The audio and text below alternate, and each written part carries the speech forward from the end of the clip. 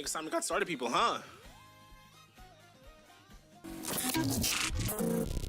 Hello, everybody! Hello, hello, hello, hello! Welcome, chatters, VOD watchers,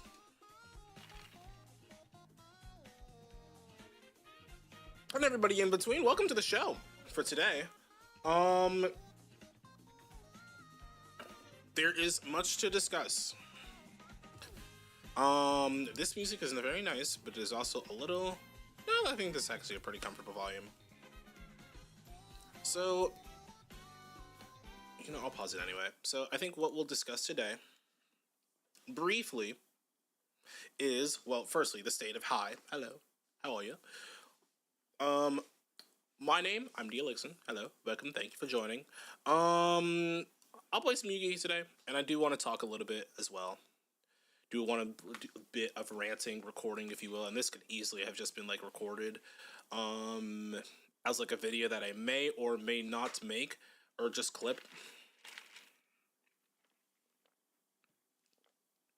To have as like my kind of stance on what's going on with Yu-Gi-Oh as a whole right now.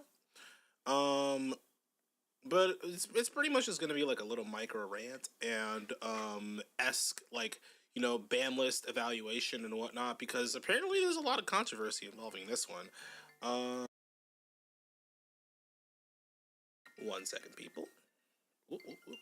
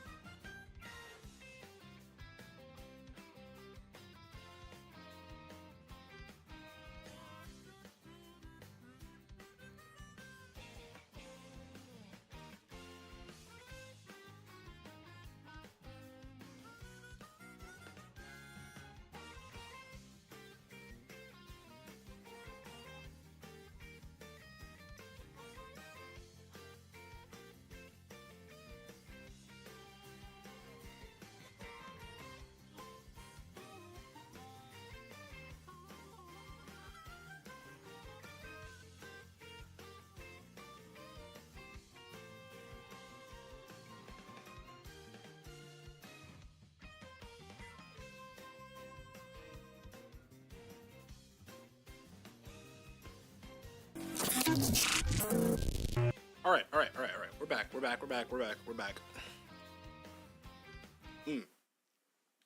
Okay.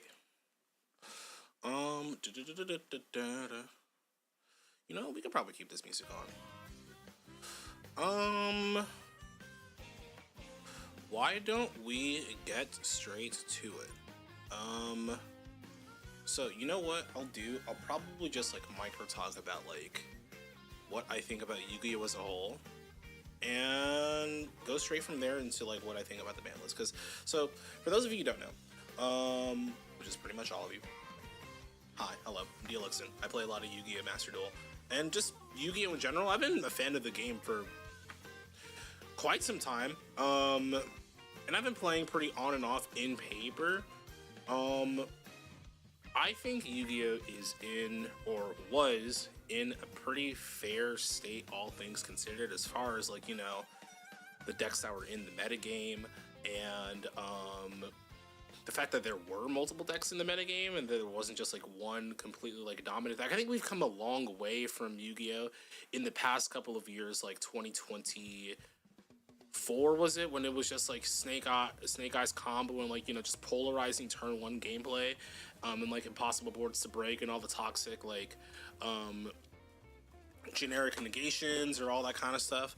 Like, Yu-Gi-Oh's come to be a lot more interactive over the course of 2025 with the release of like decks that don't primarily focus on negation, but for the most part, like, Mitsurugi and all that kind of stuff, Umbra Horn Masquerade and all the intricacies with those decks. But like K9, Yummy, and Draco Tail, like that era of Yu-Gi-Oh, I'm sorry, that shit was so peak. Where did we go? Where did we go from there? We're here. We're here now. Um we are in Doom. We are in Despair. We are in. It's like it's not. It's not like utter shit, but it's just like it's oh god. Like I'd give anything to go back. Unfortunately, we are not there. This music is a little bit distracting. I think I will pause it.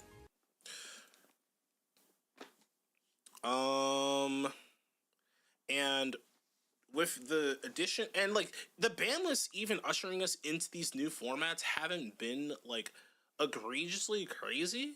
Like they've been somewhat fair. Like I think like the snatchy limit to one. I don't even play Yummy, and I think that was like. Then again, I was proven that it was probably quite effective because the deck still turned out to be quite strong, even with the existence of only one Snatchy, although I feel like half of that has to do with the fact that they brought Link Aribo back, but, say what you will about that, Yummy's still a powerful deck, and, like, that's another thing to discuss, too, like, how easily and accessible certain engines of decks can bridge into others, but with the release of this ban list that I woke up to last Tuesday, some interesting things have arisen. I woke up Tuesday morning and I saw Cupsy Yummy Way Limited, and I thought I was getting like April Fool's pranked on May 11th. So I don't know who actually ever played more than one copy of that card, the card that shuffles itself back into the extra deck and recycles itself over and over again, and you only need one to resolve to win the game, and you only need one to be in your why is that card limited? Who? Whatever. But this was the ban list that is supposed to just kill the Just decks and make way for Cool Tune. Or just make way to buy new product. That's why they didn't hit Mitsurugi, because they're gonna make new Mitsurugi cards, I think, or just more support for them, or like the legendary decks have the Mitsurugi stuff and they want you to buy product. Corporation wants money, ja XCD Omega Low, right? So who's really to say what's in the minds of the Konami balancing teams? Man, I just want interactive Yu-Gi-Oh! Like, I'm not trying to proclaim that one deck should be like meta over another, except there's Malice. Fuck Malice. That deck should never be meta ever again. But like, you know what? Let's just go straight to it. Let's get to Yu-Gi-Oh! TCG ban list, and why don't we just like run through it?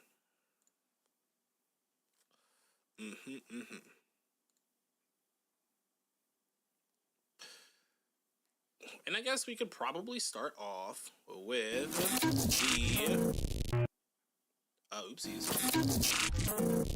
Let's start off with the semi-limits of Dracotail Lucius and Dracotail Arthalion. So Dracotail inherently is a deck I feel like doesn't do anything particularly unfair. I think that's the sentiment shared by most people playing the deck and even against it, because like it's not like the objective of this deck was ever to, at least playing it as it's pure, the primary objective of Dracotail, like when you're adhering to their whole shtick, is not really to set up like an impossible negation board or a board that's impossible to interact with or anything vehemently unfair that isn't just like more than a standard modern end board, right? Like you had Gulamel traps, and like that's kind of really it. It only kind of started to be a lot more prevalent and a lot more impressive with the addition of cards that are yet to see play in Master Duel, but definitely will shake up the metagame in the form of the branded support with the Fallen and the Virtuous, the Dragon that devours the Dogma, and the more cards like that, right? So Draco Tail objectively was probably the most fair and balanced deck of 2025 by like a margin. It was powerful, and if you didn't interrupt them, it didn't feel like the win was impossible. It just felt like you were just playing. Like Draco Tail Horn can easily be played around. Sting not so much when they got to the support like a little later, but like Sting isn't a game-ending interruption. It's not a negate, right?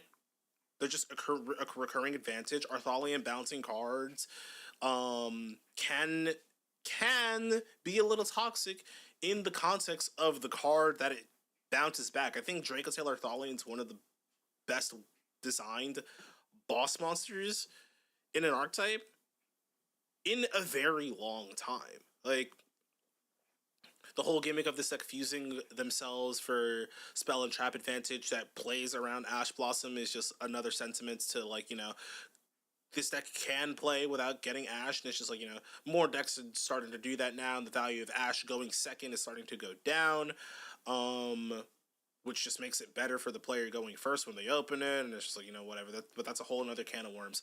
I'm a little upset to see Lucius and Arthali. It was warranted, or at least I would say it was warranted in the list prior to this, because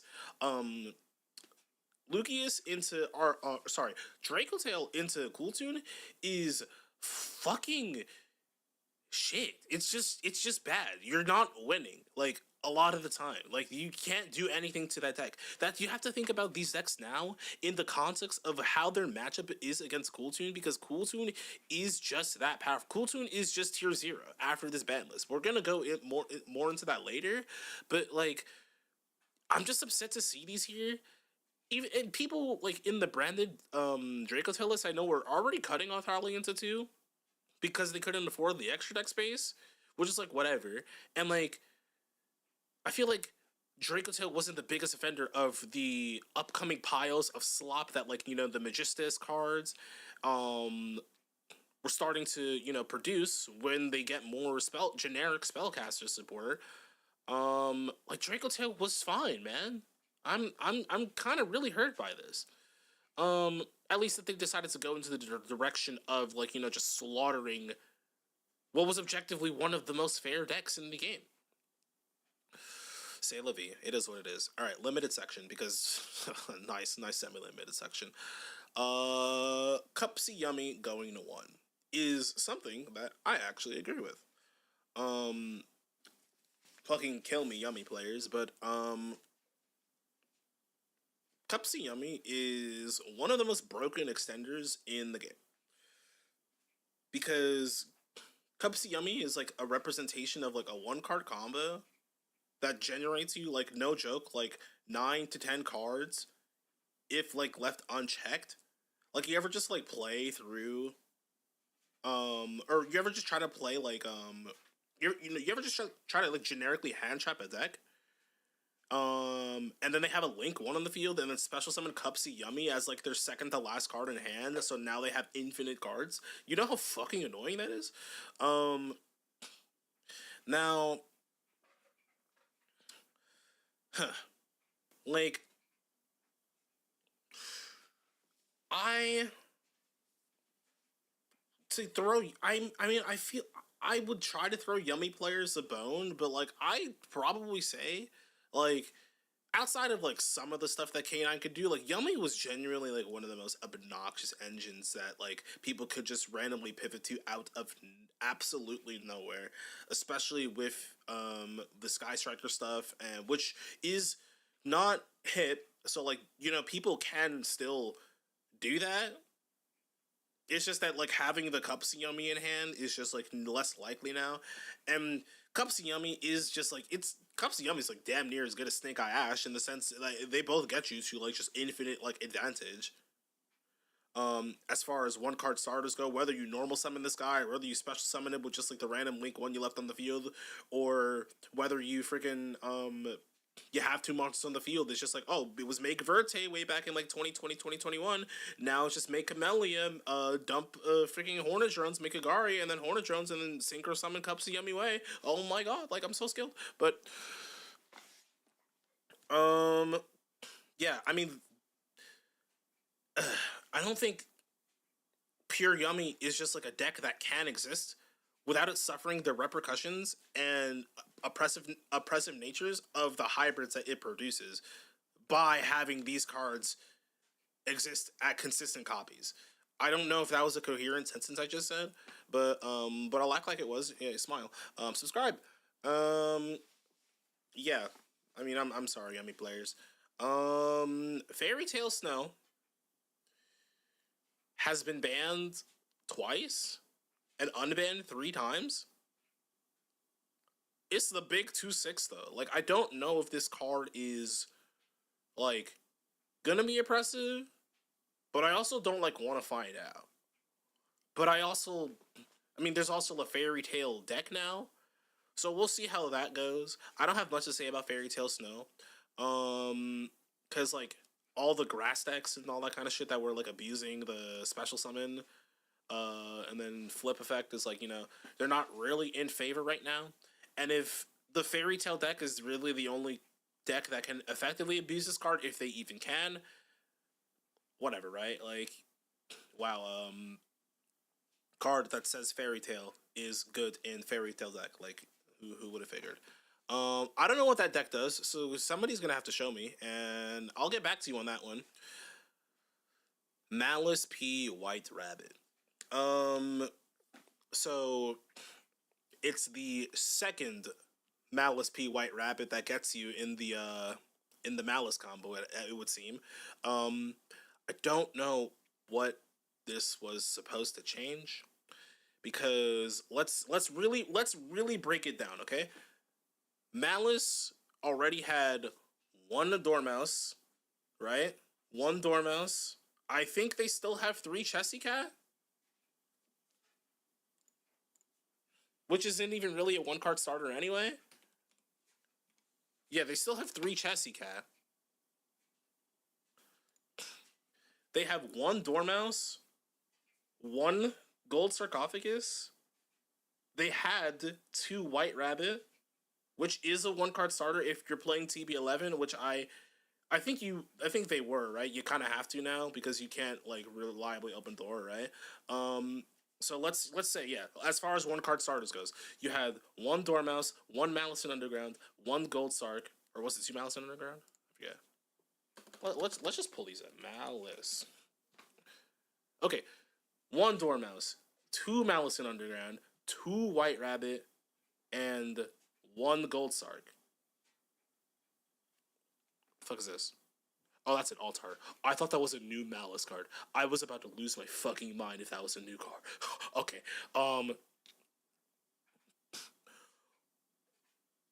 Anyway. Yeah. So they decreased the number of 1-card starters from, what is it, 6 to 5. But like if you open one of them anyway, you win the game. But that's like the whole thing about 1-card starters and decks, right? Like, Malice is good because it gets to play like the best hand traps in the game for absolutely 0 repercussions, right? You could just play Impulse, Spark, Imperm, Ash, Fua, Perulia. You have space for you have like literally like limitless space with this deck, and it doesn't matter because you just hand trap your opponent to death and activate Signet Mining and then get Dormouse. Or you do Radiant Typhoon stuff. You Radiant Typhoon and you make 2 level 3s and go to Cherubini and then dump Dormouse and do it that way. Like, the toxicity of this deck hasn't gone away. And neither... What's up, Manta? Destiny's Hero Support is real? It's real, Manta. It's real. It is real. Hello, we are discussing ban cards in TCG, and then we will play some Master Duel. Like, I don't... The general direction of the hitting Malice has just completely like lost its. Oh yeah, they also have banned White Binder too, but that doesn't matter apparently. Um, well, give me 1 second, people.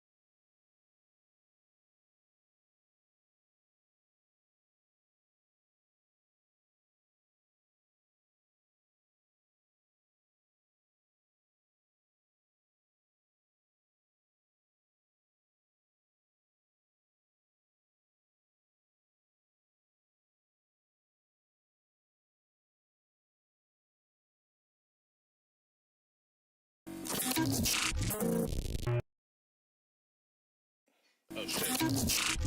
So yes, Malice. Yes, Manta. Malice getting hit is still funny, but like it's kind of like not really. This is a nothing hit. Like they are opening White Rabbit in their hand less.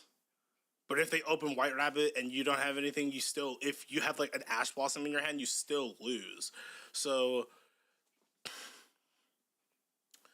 like, Malice is still a good deck because it can do everything that it was able to do before with, like, you know, hand trap your opponent 27 times and then get to a Cyberse LMAO and then link for all of the BS that it's doing. Like, on top of playing Shifter. Shifter is actually like the all-star ban, the banless all-star hide and seek master, bro. Where is Shifter? Where? Well, you know, let's talk about the cards that are on the list first, and then we'll talk about like what's going on later, right? Because we could be on this tangent all day. Um, they're they had something going when they were trying to address this deck, and now we've just completely like we've lost the plot. We've lost the plot with what we're trying to do with nerfing this deck because this whoop the fucking daw. It's the second White Rabbit that gets you, man. All right, Cupsy Yummy Way is the most laughable hit on any ban list ever made. This is the worst hit of all time, right? This is. I genuinely thought Shifter was banned. I don't think Shifter's banned in any format, Manta. Shifter's legal in Master Duel. It's at 1 in Master Duel. It's at 1 in the TCG. It's not banned. It's. I don't think it's banned in the OCG either. Shifter. It's not banned anywhere. Why?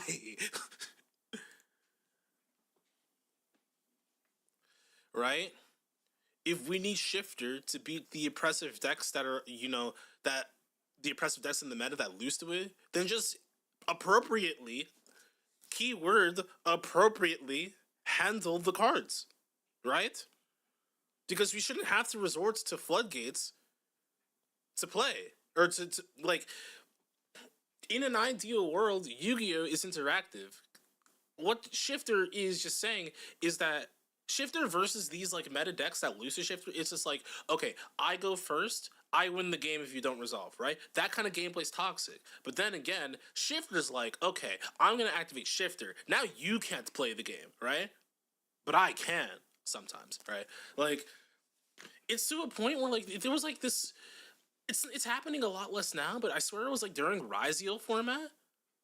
Um, it was like Ryziel, or maybe even like the Snake I met before that, where people were just playing. It was Tenpai format. I remember it was like Tenpai format. People were just playing Shifter literally just for the love of the game. It didn't matter if the deck you use the Graveyard. It was just Shifter everywhere. It was before. I think it was before the limit. Like people were just playing it just to play it because it fucked over so many decks. It fucked like it was just so toxic, bro. Anyway, not a Shifter, not another Shifter rant. Cupsy Yummy Way 2-1 is the worst hit on a Yu-Gi-Oh ban list of all time. I don't think I've seen in my life a single deck list, whether it's Yummy, whether it's a Yummy variant, it doesn't fucking matter. I've never seen a single deck list play more than one of this card right here. Where, how, why, who, and when. What? I need a name. Anyways, Branded Fusion going from 2-1. This changes a little bit. I mean, so you open it less, but the card's still once per turn. It's a good hit. I don't get me wrong. Branded Fusion has just only proven to be a more and more insane card the more they decide to like just jerk off Albaz and give him more support cards, right? Branded, I don't particularly mind Branded as a deck, which is crazily enough because like yes, it's overwhelming, very overwhelming how much follow up this deck can have. Like you're not beating them if you don't have like a counterplay for if you like cleared their board, but then they have like you destroyed all their cards, but you can't kill them, and you don't like have a way to deal with the follow up. You're going to lose the game. They're going to activate 5 to 6 effects in the end phase, somehow fuse off your board, and like just it's just like you didn't even do anything, bro. Like which I think is like one of the more unique aspects of the deck, but and I don't even think like that's particularly like it's not toxic inherently, but it is a lot, right? It's like Holisu. I don't think Holisu is like an inherently toxic card, but it does do a lot, right? I think pure branded is fine, but Draco Tail branded is weaker. Draco Tail branded is weakened by this limit for sure, and another one that we're going to talk about very soon. Pure branded is definitely fine. I think they walk away the winner. Draco Tail is it's just just pour one out, man. Like, and even then, with Draco Tail branded being like the best deck, I'm gonna keep it so real. I don't even really think branded Draco Tail was the best deck of this like past meta. I don't think it was. It was probably like the most popular and what people were expecting, and it was strong. But there was just a lot of other stuff going around too. Like, there's no way Malice is still topping in a deck where this is supposed to be the best deck in the room. Yummy's still topping with one Snatchy. Vanquish Soul Canine is still like there. I think Brandon Dragotail was better than like most of those decks as far as consistency goes. But it wasn't to a level where like it was only Dracotail branded, right? There were plenty of other powerful decks in this format. Like it was just like kind of like the remnants of Judge. It was slightly more toxic than it was when it was originally just like the Doom and Dimensions format. Yeah, it's definitely the most popular deck for sure. Although Branded Fusion is it's just like it's a card that it's very powerful. It's very powerful. I can't confidently say that like this card should come to be at more than one copy unless the game gets so power crept to the point where Branded Fusion of all cards in the game is something that we could have at more than one, and that's a very scary sight to see at this moment in time. So for now, this is genuinely a good hit compared to the atrocity we saw up here. Um, so I saw a replay of somebody using Metamorphosis to summon this guy, to summon a to summon this guy, Magnum the Reliever. I saw a replay of somebody using Habakiri. One of Fusion is a good hit. One of Fusion is definitely a good hit, man, so for sure. I saw somebody using Habakiri Tribute for Metamorphosis to summon Magnum the Reliever because it's a level 8 light fiend, bro. Like that's okay, come on.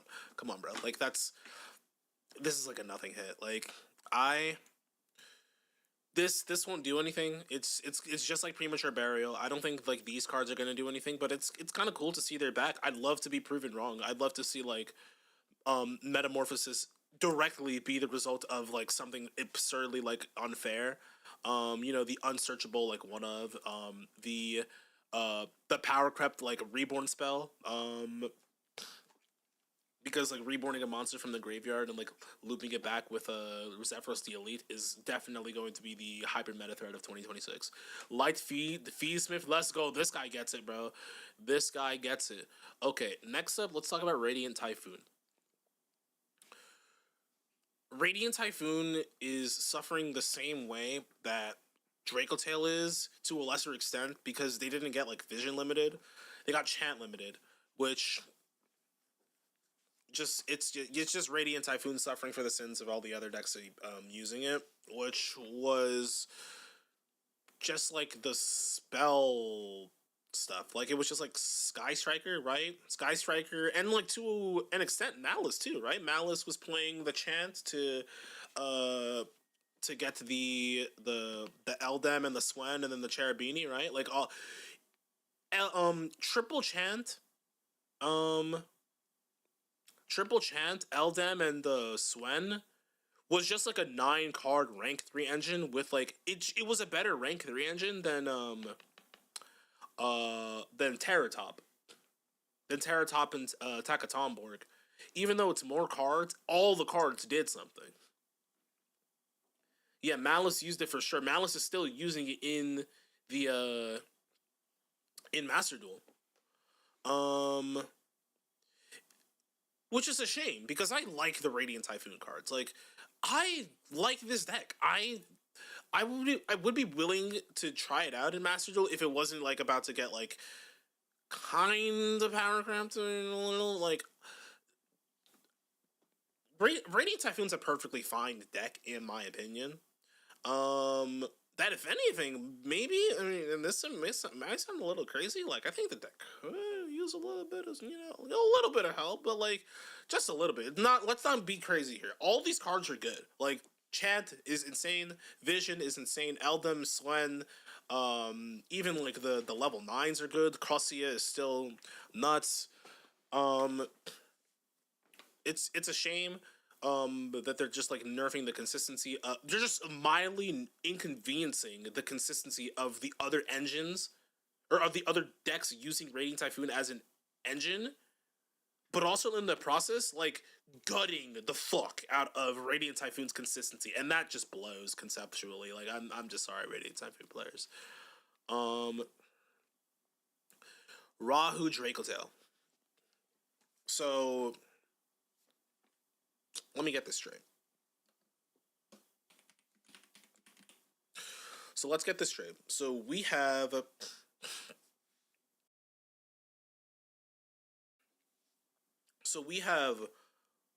one Malulu, one Ketu, one Rahu, 2 Arthalion, and 2 Lucius. But the trade-off is that we have 3 Finena. What happened here? Why?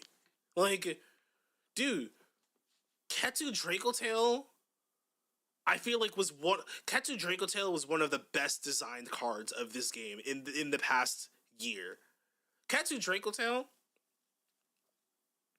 is like literally like what I want like card design to be for cards. Like cards that are good going first, but even better going second.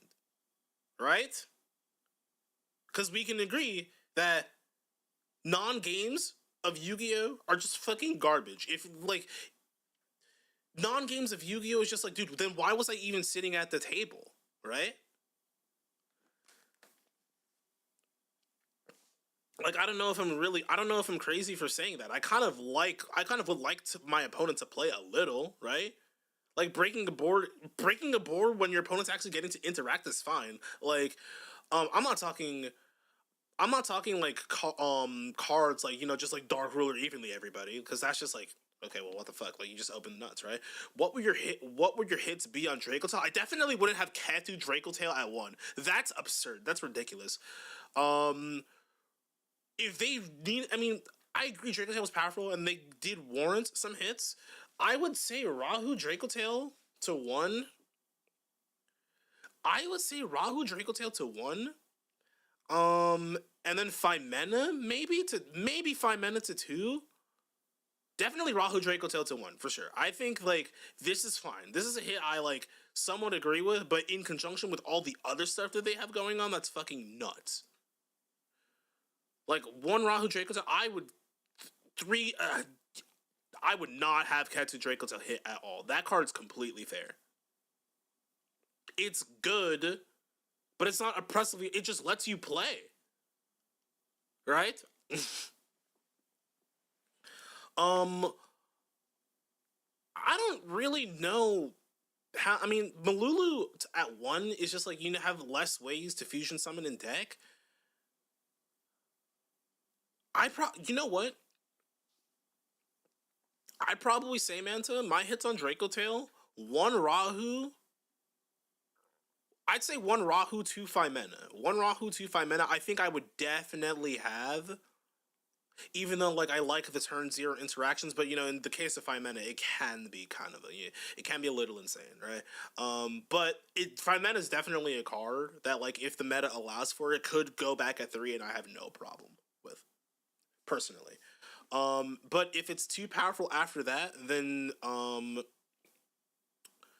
maybe like one and then like twos of these guys. Pretty much everything, but like Katsu Draco Tail. That's what I would say. I wouldn't hit Arthalion at all. Like I don't really, yeah. Like it is what it is though. Like Draco Tail is done. Like this deck has like no grind game. I mean, you have this card, which is, yeah, which is a grind game, quote unquote. I mean, yeah, I suppose, but it's nowhere near as good as it once was, which is just a shame. Rip one out.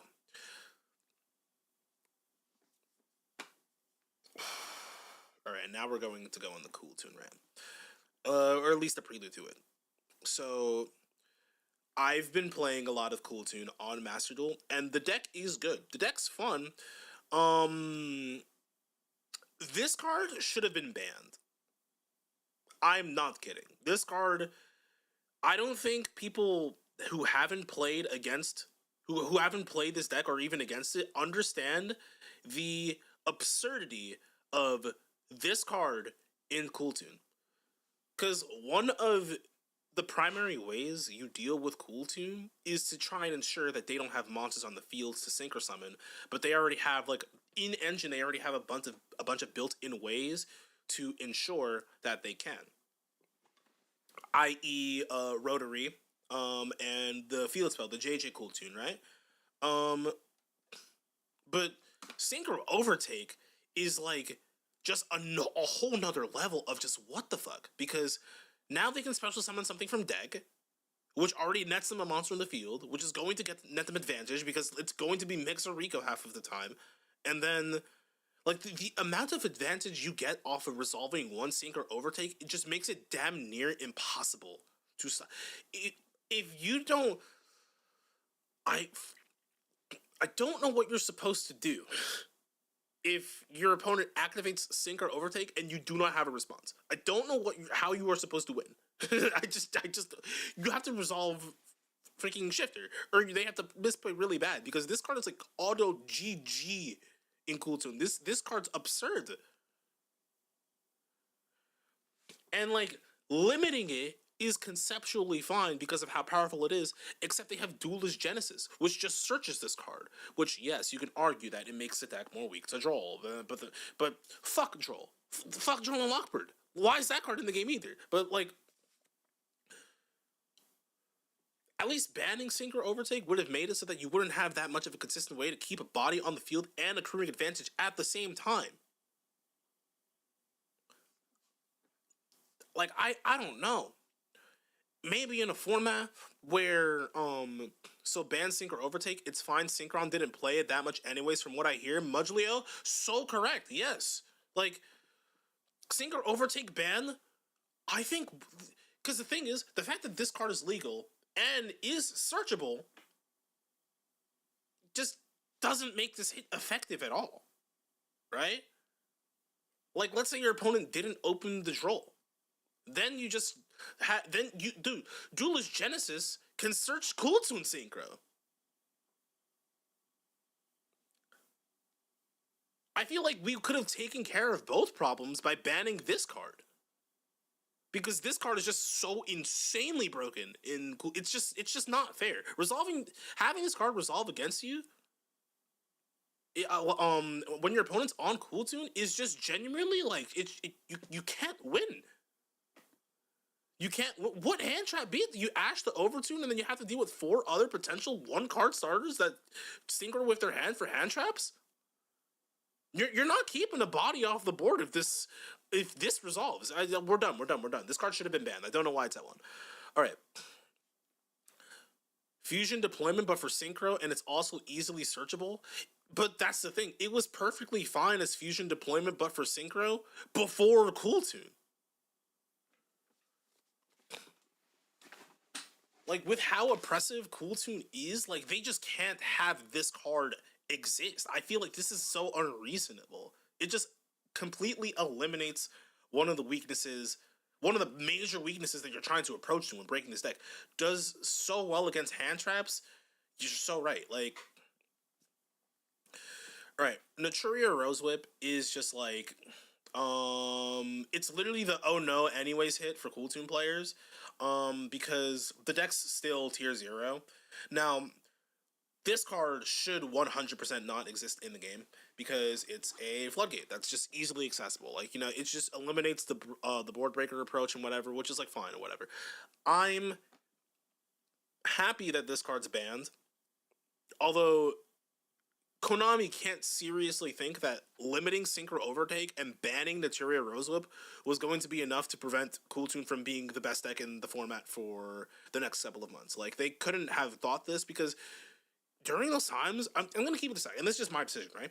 During those times when I was playing Cool Tune on Master Duel, I wasn't even playing this card, and every time I saw this card against me, like, it didn't do anything. It doesn't do anything in the mirror. And you're going to be seeing a lot of fucking Cool Tune mirrors in the next couple of months. So, like, I don't know. Like, this card wasn't, like, even good in the context of, playing it. Like, people were just cutting this out. But it's good that it's not here, because for they know it's not. These are the buy new product hits. Yeah, I know. That's why this ban list fucking sucks ass. Like,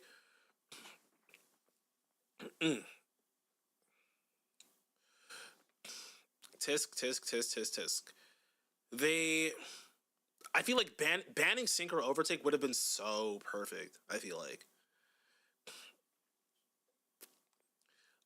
But in the context of the TCG, banning Rosewhip's a good call because at least in Master Duel, Rosewhip isn't like the most prominent like determinant factor of Cool Tune players winning their games. Because half of the time you're fighting Cool Tune and it's not even that good against that deck. But in the TCG, the side deck exists. This card's going to be a mainstay. This guy's going to be renting a house in the Cool Tune side deck, bro. Against every spell and trap deck that it sees. He owns a 5-star hotel. Well, he just got evicted, but like still. Okay. And to like slightly like bridge off of the Cool Tune discussion and like a little bit onto like the canine and stuff. Let's talk about I guess like one of the things that makes Cool Tune so prominent and toxic in its playstyle is the fact that it can look at your hand consistently. Um, Cards that allow you to look at your opponent's hand have far and well existed in Yu-Gi-Oh's history for quite a while. It's just that like not a lot of them were good, and the ones that were good did get like promptly hit. Like obviously like you got your Confies, your Forceful Central, Forceful Sentries. Um, like in modern Yu-Gi-Oh card design, like there haven't been a lot of good Yu-Gi-Oh cards that like just allow you free access to look at your opponent's hand for like just 0 cost.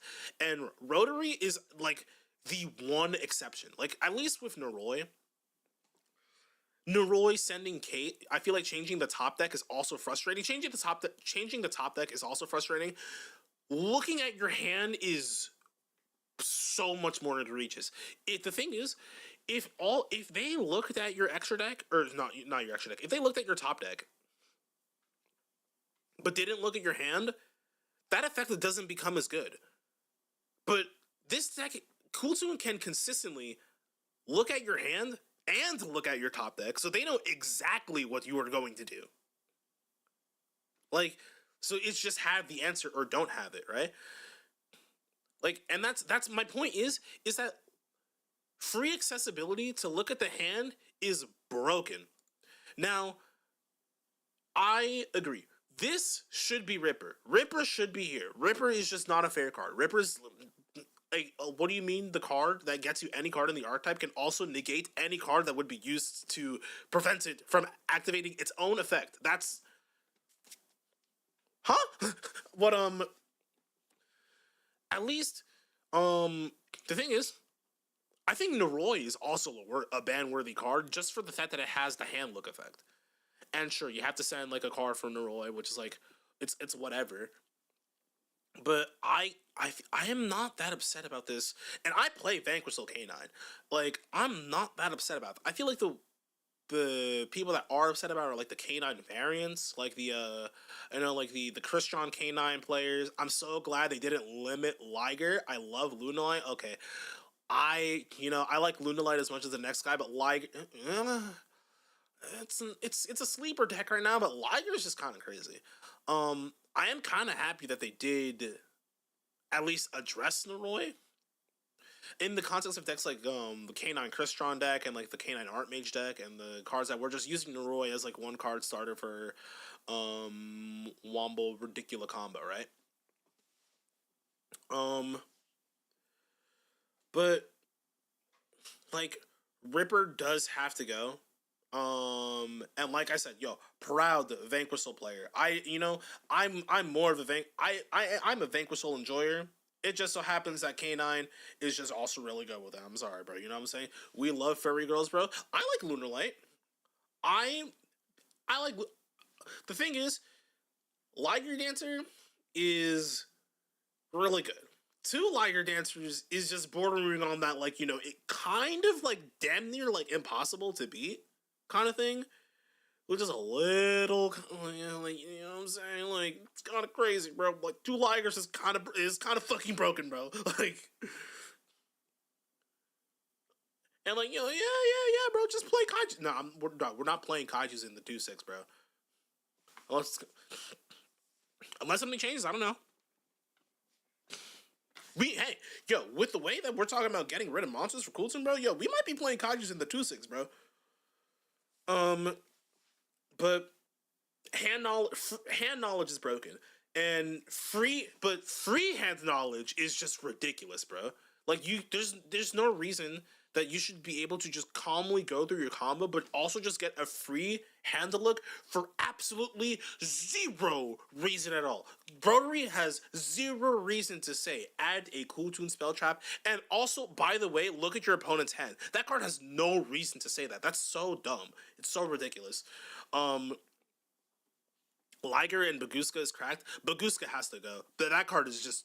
But Baguska needs to be banned. I'm sorry, bro. That card's also toxic. Enneacraft, seeing any deck end on 3 monsters is my favorite feeling. Mudlia, what do you mean? Oh, is it because is one of the guys like a tribute 3 or like return 3 to hand or something? Or do you guys just play like sphere mode or something? I don't know. I don't know too much about Enneacraft to make that call there. But yeah, I mean, I'm happy in the Roy's band. No, I'm not. I mean, I'm no. I mean, I thought Baguska was banned too because it was banned in MD. Baguska, Anycraft can play Sphere mode because we don't need the normal. But doesn't. Oh, that's what you mean. Yeah. Okay. That makes sense. Okay. Yeah, I agree. Okay, I see it. Um, the Noroi ban is like I'm happy in the context that like if this is acknowledging what I think it is acknowledging, then Rotary might be it. Might be a ban worthy card it's a ban worthy card right now, but it might be the direction that they might have to take because free hand knowledge, surprise, surprise, is toxic and broken as fuck. Yu-Gi-Oh is a game that prospers on both players, actually making winningful assumptions and guesses of what the opponent may or may not have and act appropriately. The skill expression is that you take away all skill expression when the Cool Tune player looks at your hand and looks at where you're going to draw. Now it's just like, I'm just going to make these cards just because I know what you have in your hand. Like, what the fuck? Okay. But yeah. Hopefully, Ripper Band soon. And also, Ripper Band, Rotary Band, name some more cards in the chat that should be banned, guys. But let's go over the last banned card we have today. And that's Chaos Xyz Gimmick Puppet Fanatics Mechanics. Now, I don't argue on the internet, or I don't even really argue in general, and I'm a usually pretty reasonable, agreeable individual, right? I don't like expressively, push all my points to people, not because I'm a pushover, but just because it's not really worth the time if another party is just so like persistent with their ideals that like any attempts to try and change that is just like it's just talking to a wall, right? And that's what I felt like when interacting with this like one random like gimmick puppet thread. I fell for bait. I saw like the gimmick puppet FTK that people were doing with the Habakiri and the Mitsu FTK. Yes, I saw this. I saw a thread of this Mitsu FTK, and then people talking about the Fanatics ban, and like the whole comment section is just like justice for gimmick puppet. Gimmick puppet was like my rogue deck. Like why the fuck is my gimmick puppet deck getting touched, bro? Gimmick puppet not a problem. I'm like, yo, my brother in Christ. Hello, what, Doug? What? When was FTK people? When was FTK people not a problem? Huh? Nothing screams absent interaction from gameplay than literally killing your opponent turn 1 without giving them a chance to play. When were FTKs fair? Half these gimmick puppet players have no brain cells, bro. I can't. Which is a shame because Konami decided to take this deck to the direction of let's just make every card do burn damage to Xyz monsters so that you have exact lethal in a deck that has a field spell that you can't interact with any of their cards. And another card that makes all their cards spell speed 4. Like, I don't know. I don't. No, like the thing is, if there's ever a ban list where there's just like, infinite like, or all the cards are unbanned, like an unbanned, Gimmick Puppet will be a problem. And then Mudlio, to your comment, Droll would be a problem too. What are your opinions on Droll being banned? Um, on Droll not being banned because it definitely should be, but fuck Droll and Lockbird. Droll and Lockbird does need to go. Um, and I know what people are going to say about that. People are going to say that Droll and Lockbird shouldn't be banned because the decks that lose to Droll, or the decks that just like wombo combo to infinity, um, without the existence of Droll are just going to prosper. And to that, I say, just address those decks. Like, I'm sorry to take like a Joshua Schmidt book out of this one, but like, he's kind of spitting, bro. Like, if decks are going to be so egregiously like wombo combo heavy without the existence of Droll and Lockbird, then something needs to be done to address those decks, whether it's like the end port that they end on, or just make sure that whatever they're doing doesn't end on an unplayable game state for the player going second. Um, Man, to FTK shouldn't exist, bro. Yeah, 100%. FTKs are literally the epitome of like zero fun. Like, dog, if you want to play cards by yourself without having an opponent, go play solitaire. Just go play a different game. Go play solitaire. Um, and like this card reads, add the puppet trap from your deck to your hand, right? So you would add like what is it, the service puppet play or whatever, or the puppet parade, one of those fucking gimmick puppet cards that actually like, believe it or not, crazy. I know, right? Believe it, crazy. Gimmick puppet has interruption, right? The FTK deck has actually interruption, like interruptive cards that are designed to interact with your opponent. It's crazy. Now, if only we focused on that style of gameplay instead of trying to deal 8,000 burn damage on the first turn of the duel. Now, in that universe, Fanatics could have been a fair card. But as it stands, this card reads, friggin' special summon any monster from the graveyard to your opponent's field. When has that ever been fair? Let's be so dead ass. Like, I spent like not a lot of time, but a considerable amount of time arguing with like dozens of gimmick puppet Andes in the chat telling me, "Oh, just ban the Raid Raptor Feed Eagle or ban the Neo Galaxy Ice Tachyon Dragon because that's the card that makes it so that your opponent can activate hand traps against you." Why my gimmick puppet? Because he's like, what the fuck are we talking about? What? If you ban Fiend Eagle, it prevents this particular Mitsurugi FTK? I guess, right? Because it's a card that does burn damage. Because this card on the screen right now, I don't know. You ban burn damage? No. I don't see the problem here. It searches my gimmick puppet trap, but it's special. This card special summons a monster. It's a generic level 9 or rank 9. Sorry, it's a generic rank 9 that summons anything to your opponent's field and does burn damage.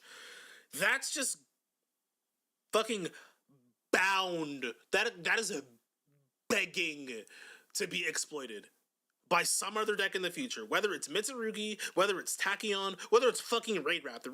I don't need... Bro, Raid Raptor players. I'm a Raid Raptor player too. Did you even know Fiend Eagle existed? And don't say you did because you watched Arc 5, bro. Did you even know that card existed? A rank 3 Raid Raptor?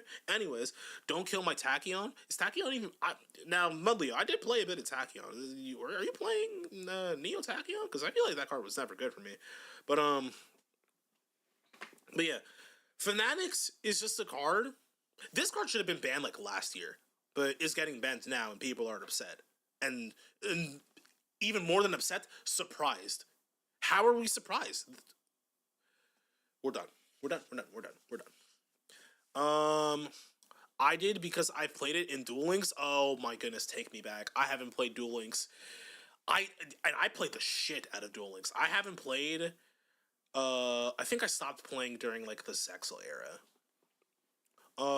But I tried Tachyon in Master Duel for a time. And it was fun, but like Neo Tachyon was just like a card that like never came up. I don't think anybody really would have missed it in the modern.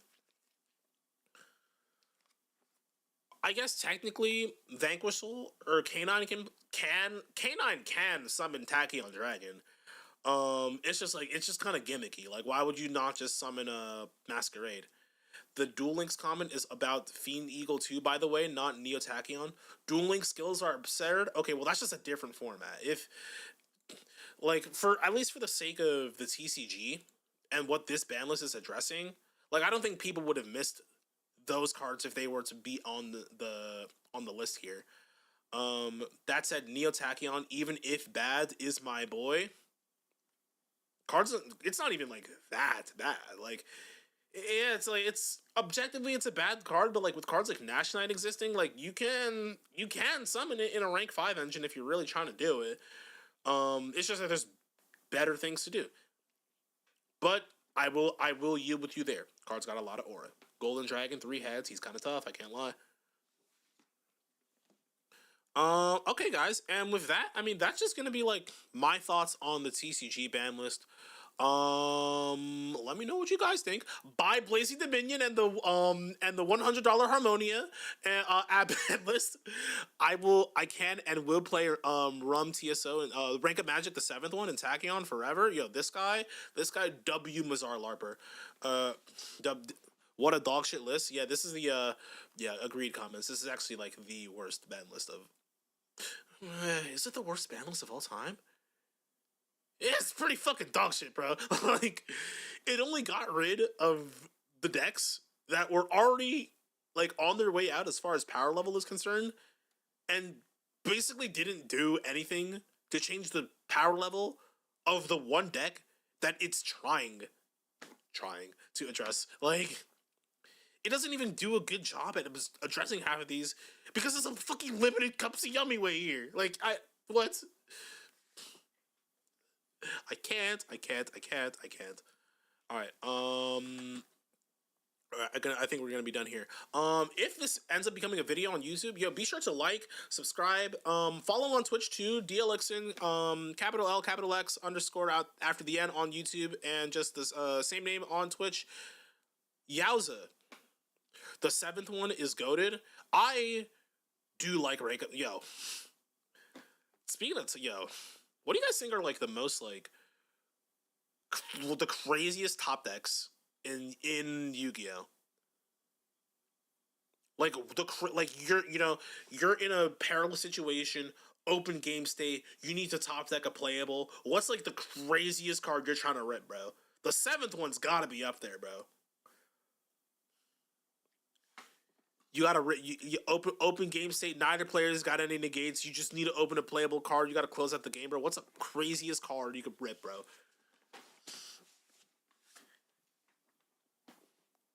That don't even look like Femnazar. Wait, what do you mean, Manta?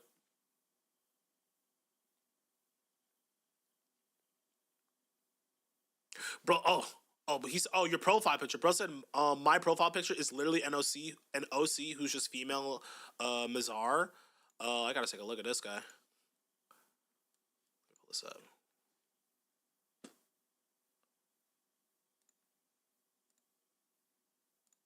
Bro,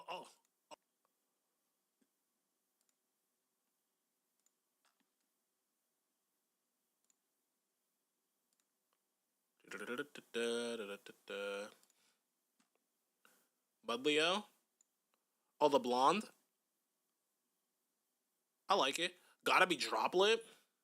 Manta. Oh, I mean, I guess, right? I mean, Droplet's a good card, but like Droplet, I mean, in the context of like, now imagine this: like, neither players have any cards in their hands. Open game state, you got to close out the game. Droplet's a good card, but Droplet doesn't do anything by itself. I like the OC though, Mudleo.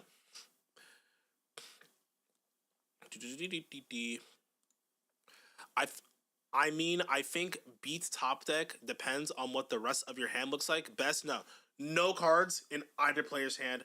Open game state. You just survived your opponent's like last onslaught of attacks at the skin of your teeth, and you need something to get you back in the. You need one card, one top deckable card to get you back in the swing of the game.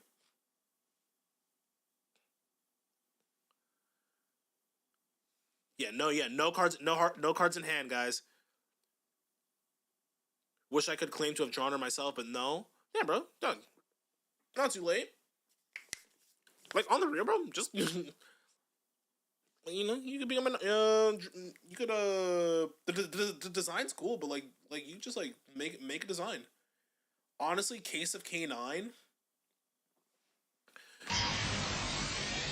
Thank you for the follow. Thank you for the follow, bud.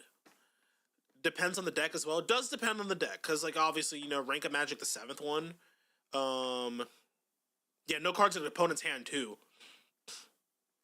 No cards in the opponent's hand. They don't have a negate. Like they just got like a bunch of shit. Like I'm thinking like Rank Up Magic, like Soul Shave Force is a crazy card to top deck. In like context wise, because like you know you got nothing, you draw Soul Shave, you have your life, you summon a Raid Raptor from the grave, and then rank it up. That's got to be a crazy feeling, bro. Infernity Archfiend is a good one. I don't know if I agree with Case of K. What would Case of K9 get you? Jokel? Like Tachyon, it's Schwarzschild Infinity. In Doom Z, it would probably be Medius or Alara. Yeah. Branded Fusion? Branded Fusion's a good answer. Yeah, Branded Fusion. Doesn't Schwarzschild need another? That's assuming you somehow haven't used no Mudleo. If it's your draw phase and you rip Branded Fusion off the top, obviously you haven't used it. Although assuming you haven't used it, right? Yeah, you're right.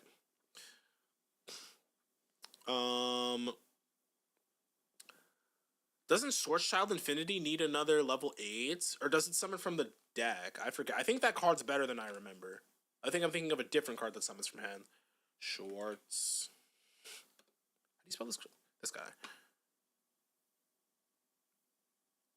Yeah, Schwarzschild, yeah. Branded opponent always drawing good, and then recursion is crazy. It's just nuts, bro. You know what? We can. What are we gonna do? Let's look at some.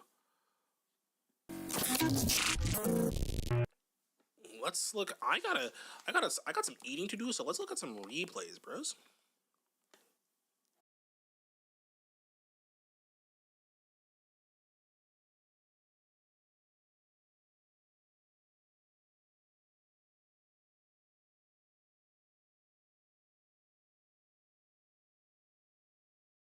Honestly, might be Eldam. I've won games by drawing Eldam so late into the game.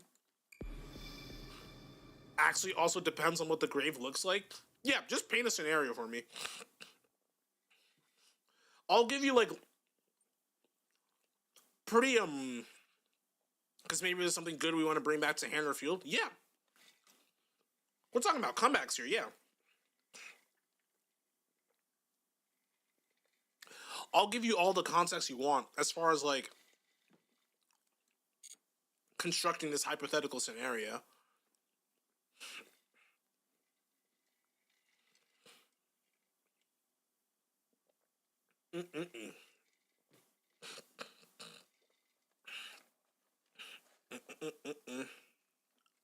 All right.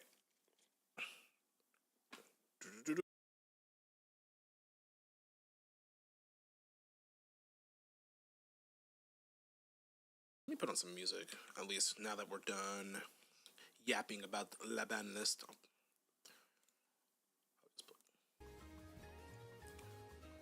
I'll tell you what, boyos and potential ladies and they thems and everybody. I'll be right back. I'm gonna eat a little bit of this Wendy's I got going on over here, but I shan't be too long. But sure, just stick around. Tea.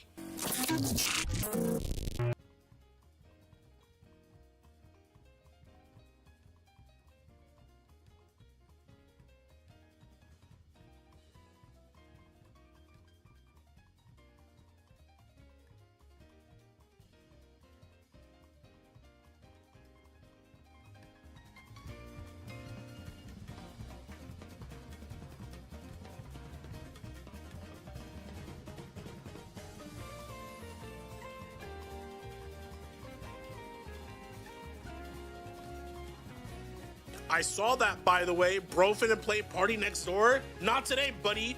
I'm not that predictable.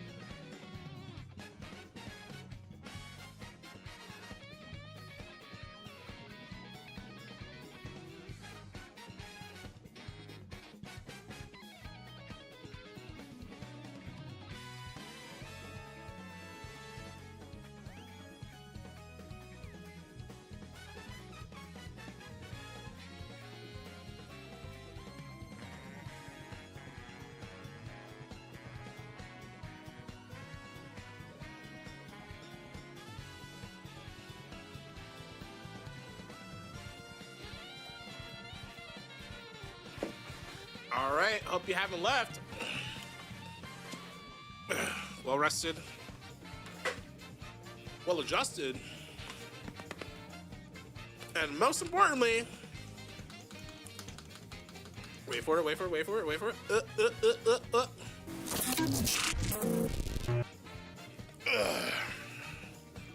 Ready to get going. All right.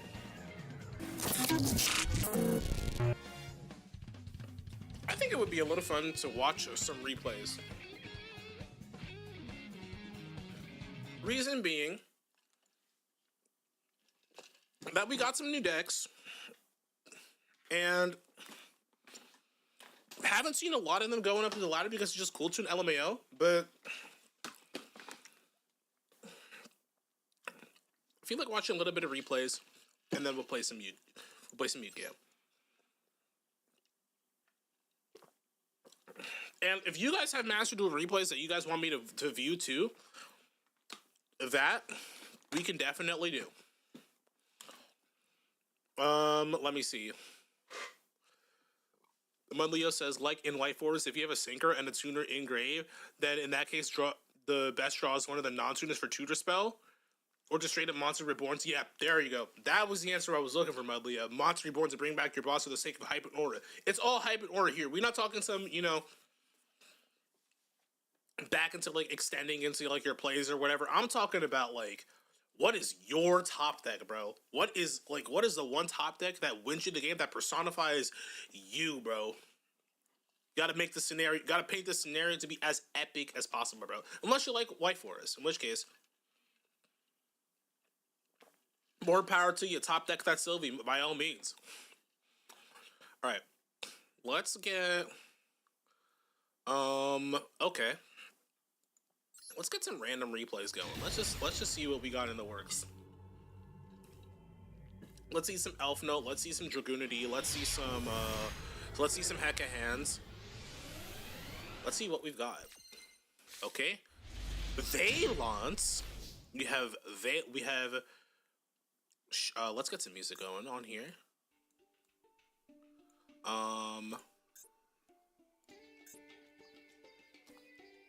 I guess we can't change I would like to change the settings to the field that our opponent. It's fine, whatever. All right, you've got Shinonome, the Valence Priestess, a 7th one that a 107 engrave. Bring it back and rank him up. Hell yeah, Mudleo. Hell yeah. Valence. Yep, we got Valence here. Shinonome, the Valence Princess. Disablaster, the Negation Fortress. I am familiar with this card. Isn't this like wasn't this the K9 tech? Yeah. Valence Awakening solo activation. And a royal one, and then Valence World Shinra Bansho. Okay, and we're going first, so let's see what goes on.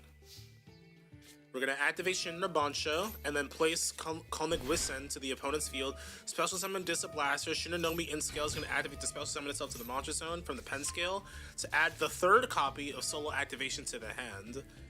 Activate solo activation, put the Mad Marquess in the pendulum's zone.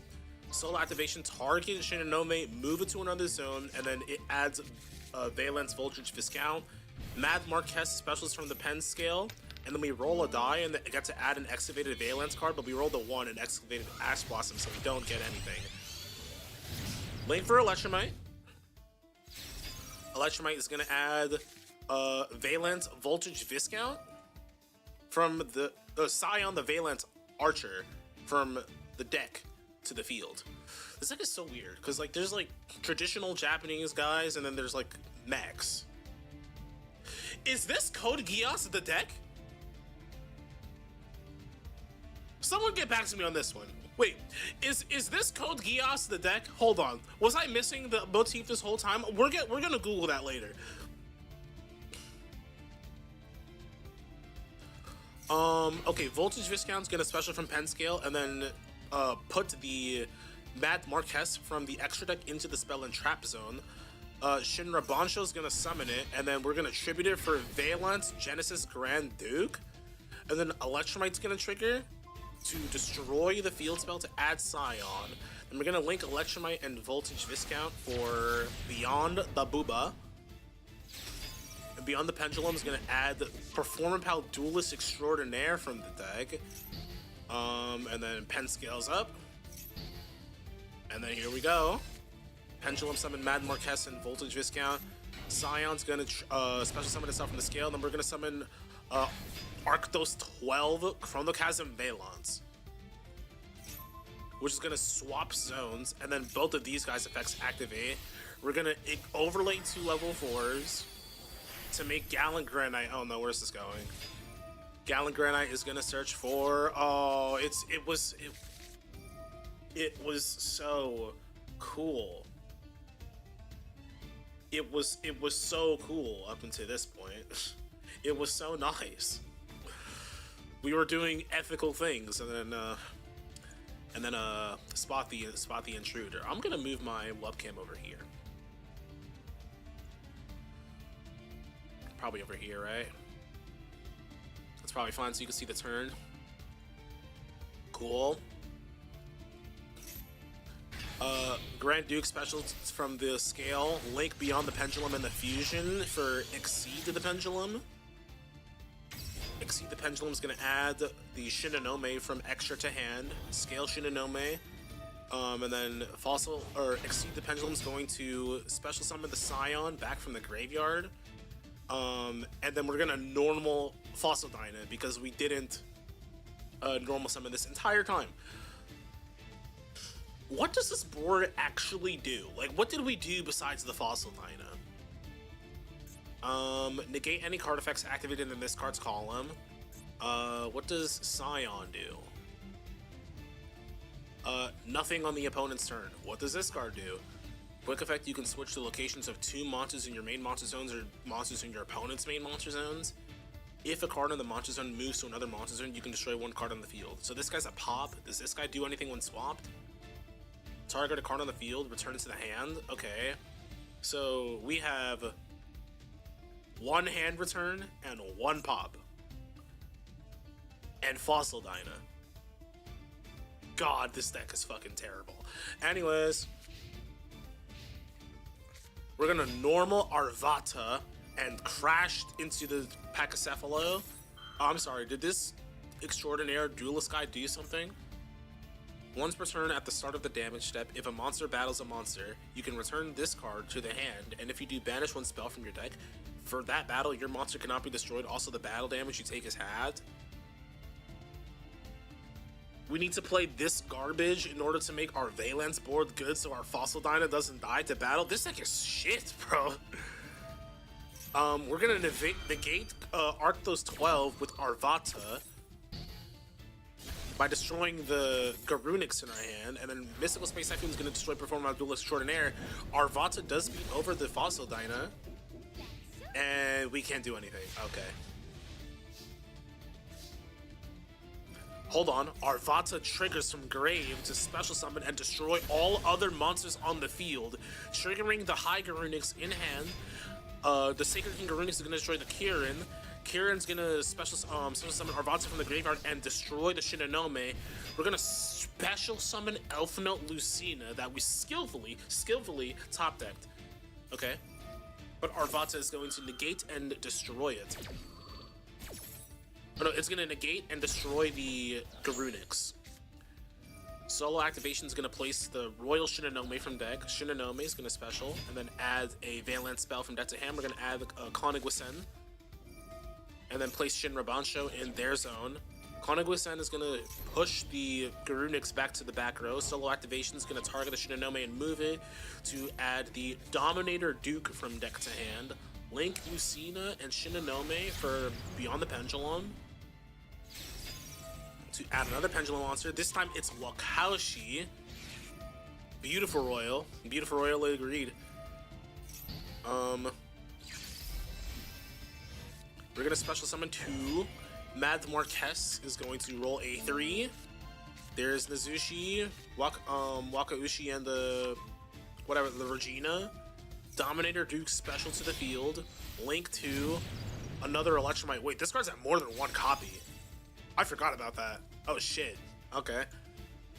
Okay, Electromite's going to put the Voltage Viscount, pop the Wakaushi, get the Voltage Viscount back to hand, draw a card. Nazuki is going to special summon because we control the Shidra Bancho. Dominator Duke moves and then takes control of the Arvata. Voltage Viscount is going to special summon, and then that's just game, right?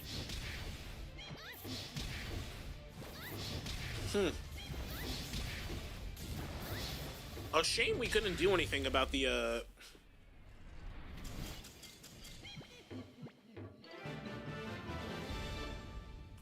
A shame we couldn't do anything about the field as the Fire King player. I really would have liked to see a comeback from that. And it just goes to show that you can give Valance freaking Super Heavy Samurai, Elf Nodes, Performer Pal cards, more copies of Electromite, and they're still gonna find a way to fucking put Fossil Dino on their board. I can't. Alright. Exorcister with double Fuwa, Ichiki Sayori Hime, Exorcister Betrayal. This card adds 2, discards 1, and then Pax, which searches any Exorcister from deck to hand. Fire King Island is cool as fuck. Agreed. Very cool card. I like that card. Fire King is a cool deck in general. Love that deck.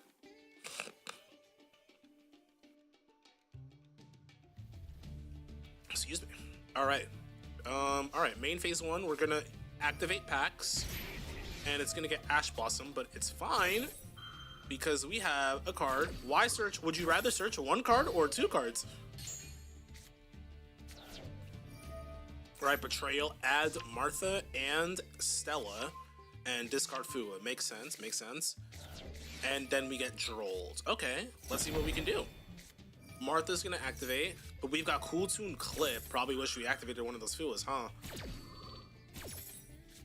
Clip plus the Rico is gonna make the Cool Tune RS, and then the Rico's gonna trigger to destroy the Betrayal as Chainlink 3 after this Chainlink 2 clip, so that the Betrayal effect on 1 doesn't resolve. And then RS is making our guys level 5. That's gotta suck. And then banish the Carmel from the extra with clip. RS is gonna negate Ellis? He was cooking until this one. I don't know what he's doing here.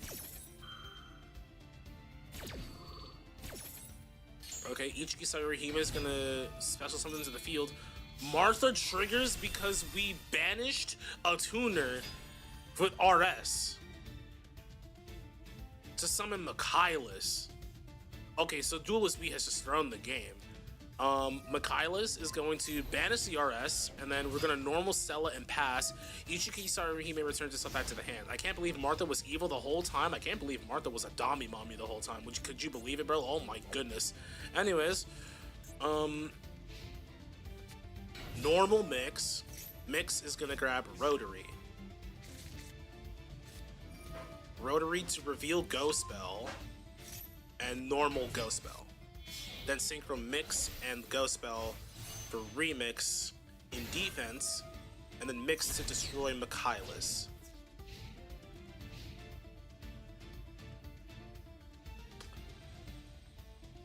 Nope, yeah, nope, that was a misplay. So I think what we should have done was normal the Rotary, and then Synchro with the Ghost Spell in hand for Track, right? And then use Track Tribute to,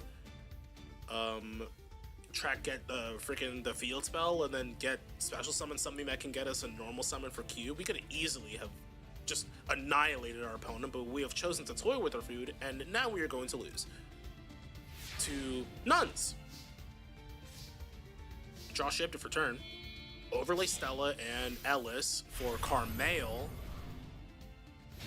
Carmel is going to activate its effect to add or to set a Exorcister trap from the deck. Exorcister spell trap in the end phase, but Carmel is going to trigger to change Remix's effect to adding a card from their own graveyard back to their hand, which doesn't trigger anything on field. The Ichiki Sayori Hime is going to add Ellis, special Ellis because we control Carmel, and then overlay for Michaelis. Okay, Michaelis is going to add the Betrayal. And then Betrayal is going to add another Martha and a Sophia. Discard a Shifter. Then Martha's going to activate Special It and Ellis. Overlay these two for Caspatel. Then Caspatel is going to get what the the Ellis, or another Stella. Okay, makes sense. And then overlay Caspatel and Carmel for Magnifica with a new animation. And is this game? I believe it is. Yeah. GG. Mudlia says, wait, I'm sorry, huh? What do you, sorry, huh, for what?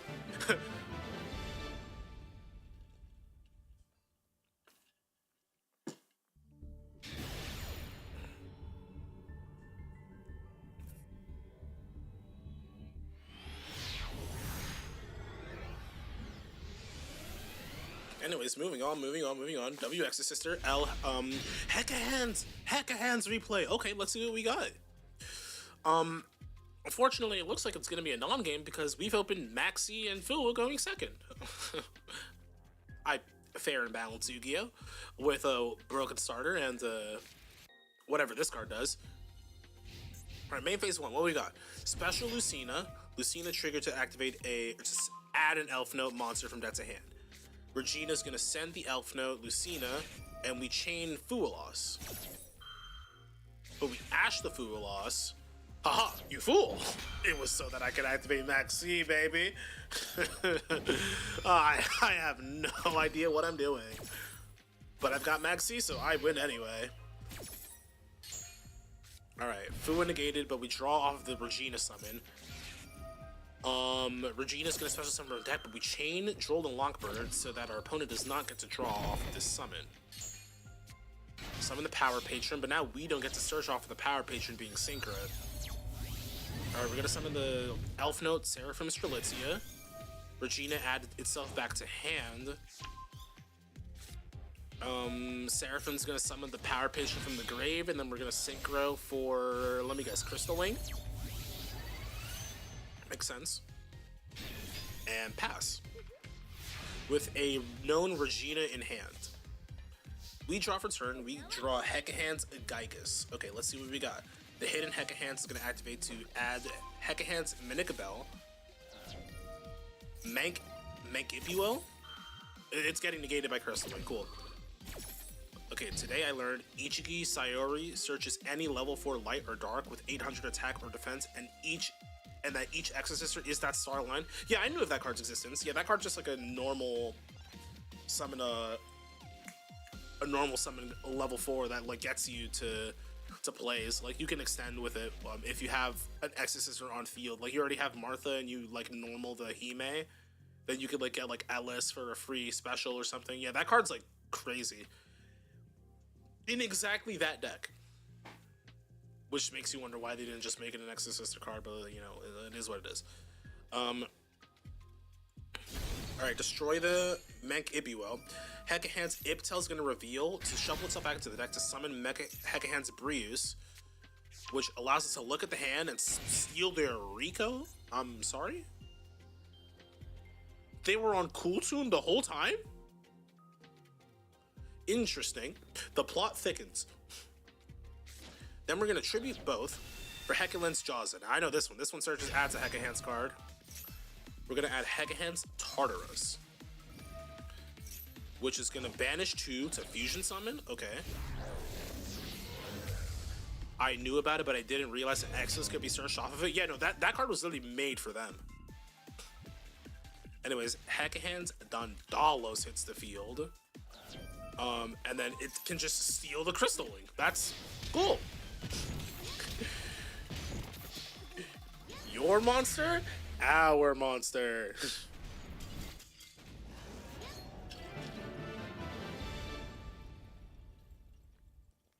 Very nice, very nice. Cool Tune Elf Note. Today I learned that that is a thing that people are trying to do.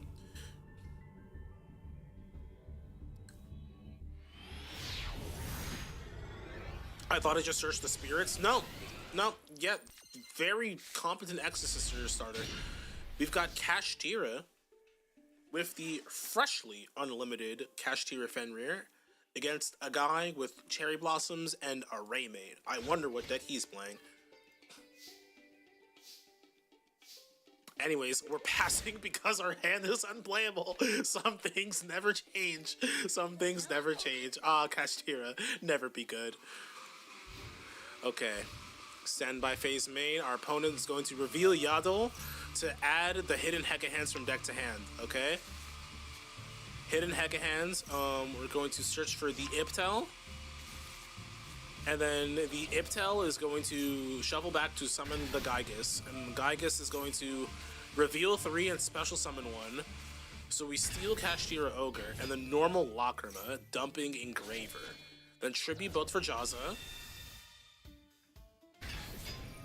Jaza's gonna search for the Tartaros. And then link off Lacrima for Requiem. Requiem's gonna tribute to summon Engraver from the deck. Then use Chimera Fusion. Activate Retaliating Sea. Ooh, troublesome. Tartaros is chained to Fusion Summon from Grave.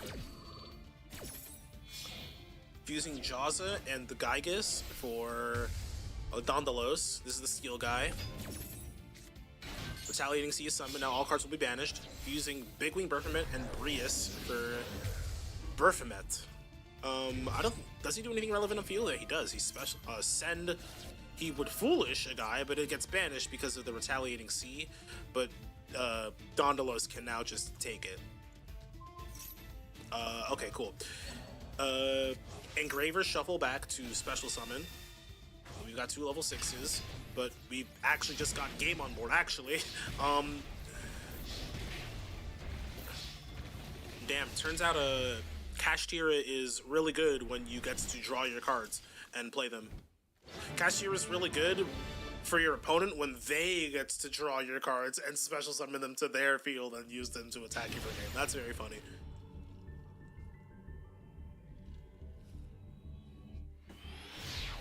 Okay, so we're learning.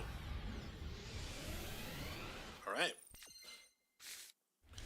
We got Exa-Sister with Returnia and Sophia.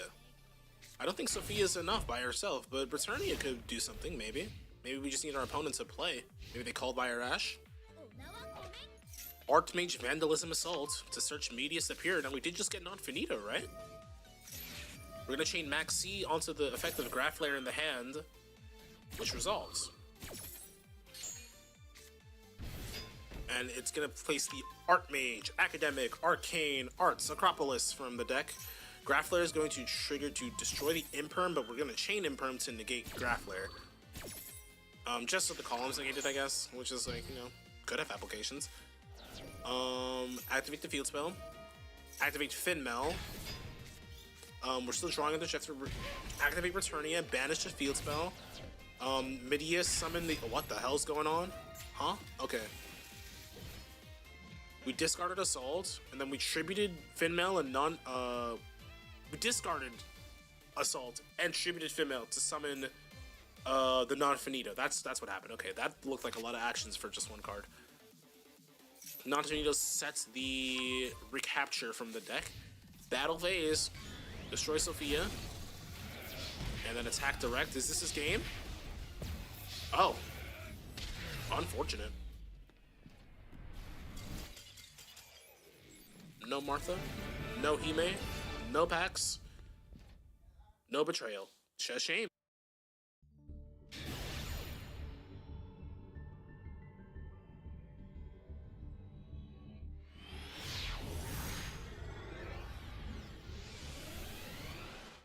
Alright.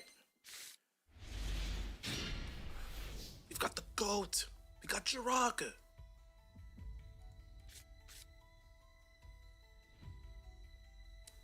Okay. And double evolution pill? Oh my goodness, what year is it? Holy. Alright. Normal set Jirok Megalo pass. Unfortunate. Special summon Fortuna. Fortuna is going to place Rhapsodia of Madness from our hand to the field. And then we're going to activate Regina to send it and then the special summon itself. And then special summon from deck. We've got Ash Blossom for it. Looking good. Why did we set the monster if we had Fua in our hand? We should have just set it. Or no, we should have just kept it in our hand so that this could do something.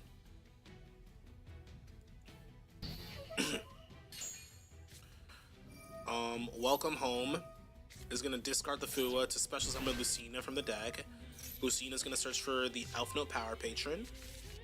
Then we'll normal it, and then target the Regina, increase its level by 3, and then Synchro Summon 1+9 equals Doom, Despair, and more. Power Patron's going to trigger to add an Elf Note card, and then Regina's going to add herself back to hand. Guess they didn't want to die to battle. They should have had, I mean, I suppose. But it doesn't do it. I feel like drawing Fua into answers is probably a way better play, like 9 times out of 10. Alright, special Tinia. Place another Welcome Home. Rhapsodia Bandis is going to send the Tinia to summon the Power Patron from the grave. And then we'll synchro for the Seraphim Strelitzia. With 3,000 attack, we'll pop the Jirac Megalo, but popping the Megalo... Uh-oh. Because that does activate its effect. And then we get to chain Fua now. Hold on. Wait a minute.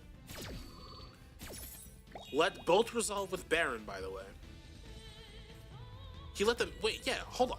He let this resolve? Is he scared of Nibiru? We'll find out. Seraphim Strelitzia is going to special summon Tinia from the grave, and we have game on board. Okay, it turns out whatever threat that we may have had by Synchro Summoning is just going to get negated by Baron. Unfortunate. That would have been cool, too. Summon the Meteor.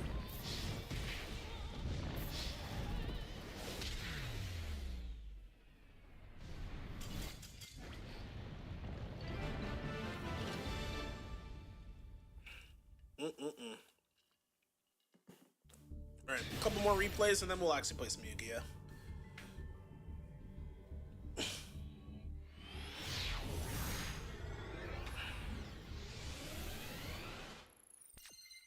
What we got? Alright, Kashtira Tearlament. Interesting. This field's a classic, right? No, this is the Labyrinth field's not that old. Didn't that come out with the skins, I think? Okay.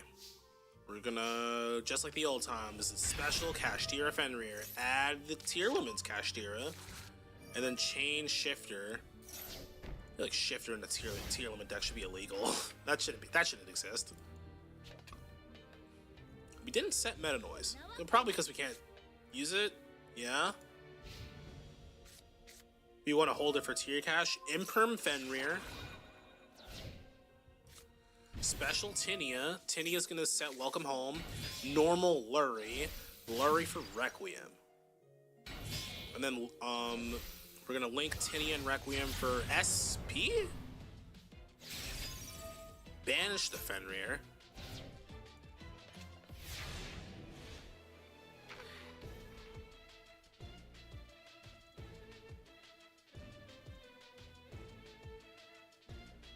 Huh? How did we have both combo lines and fumble both of them?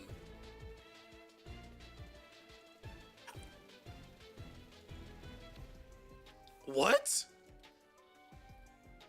How did we normal Lurie and do nothing? The only way this makes sense is if his hand is Lacrima, Engraver, Engraver, and even that doesn't make sense because he can add Tract. And then Fusion Summon with the cards in his hand. Also, huh? We forgot our cards. Okay, I don't know. Yeah, that's gotta be the worst. We are in Plastic 5, bro. Oh, was there a Shifter? Oh, never mind. I forgot about Shifter. Okay, I get it. I understand so much. Shifter. Thank you, Mudleo. Thank you. It was me. I was the fool. Okay, we're going to normal our own top-decked Lurie for our own Requiem. And then Requiem, but it's gonna get ashed. That's pretty good. Then we're gonna chain Tearlament and Kashtira. But we're gonna chain Ghost Spell. Okay. I mean, tier limit cashier is gonna be a problem if it could be a problem on the next turn. But we can probably set Meta Noise now, right? Or not? Okay. We want to keep this in our hand. Alright. Maxi activated after the Fortuna special summon because, you know, inherit summons, LMAO. T-Limits Cashier is going to tribute sending the Meta Noise to banishing the Meta Noise. And then Mill 3, SP is going to be chained to banish both of them. We're going to chain Sulak to negate the Fortuna that already resolved. Oh wait, no, this card didn't resolve. This. I guess they really want to summon Tier Cash. We didn't negate SP Little Knight. Oh, I see why. Doesn't it only banish both if bro didn't toggle on? I'm a little confused. He didn't toggle on for Max C, yes, but also we select the Fortuna so that by sending the Tier Cash so that SP Little Knight wouldn't banish it, so that we could have access to use Select to negate. Yeah, I get it. Okay, makes sense. So we milled Rhinoheart, Tier Cash milled Medora, so that's pretty good. Metis is gonna add the Power Patron and not special summon it. I don't get the purpose of that one. Can he not special summon? You gotta let me know. It's not game. Synchro Medius and Fortuna. Wait, neither of those are tuners. It doesn't matter because we got Chaos Angel. And that's a light and a dark Chaos Angel, actually. Chaos Angel banished the Sulak. How are we gonna get out of this one? Hi, Mazar. What's up? Rhinoheart's gonna dump the Havness. Havness is going to fusion summon the Kikalos. Kikalos is going to be activated to add a tier card, but we're going to chain SP Little Knight so we can't use its second effect to send and mill 5. Make good. Add the Tier Cash. Tier Cash, banish the Rhinoheart from the graveyard to mill 3. Nothing of value. Then we're going to make Moon because put your pinky rings up. What duck should I make? What duck should I made? I don't know. I'm not a professional duck maker myself, but I don't know, like a yellow one. I don't know. I'm joshing. What do you like to play, Mazar? We're looking at some cool decks right now. Medora's gonna shuffle some cards back. Moon for Requiem, and then Requiem is going to special summon the Engraver from the deck, and then Requiem equipped to Engraver. Shuffling Requiem with Medora. Yeah, that was smart. And then Engraver back to the field. And then overlay both for Pilgrim Reaper. Pilgrim Reaper is going to mill 5 cards from both players' decks.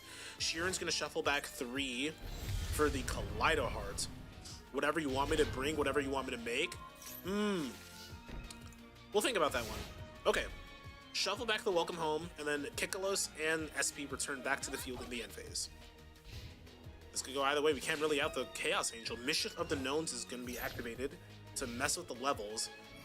Ooh. I wonder if the I think the Elfno player messed up by putting the Chaos Angel in the center monster zone. Because isn't that like kind of crucial? You can't like special summon any of your cards now, right? That's kind of bad.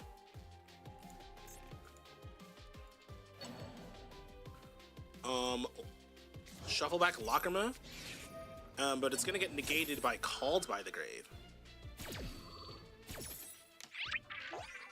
Keck W, alright.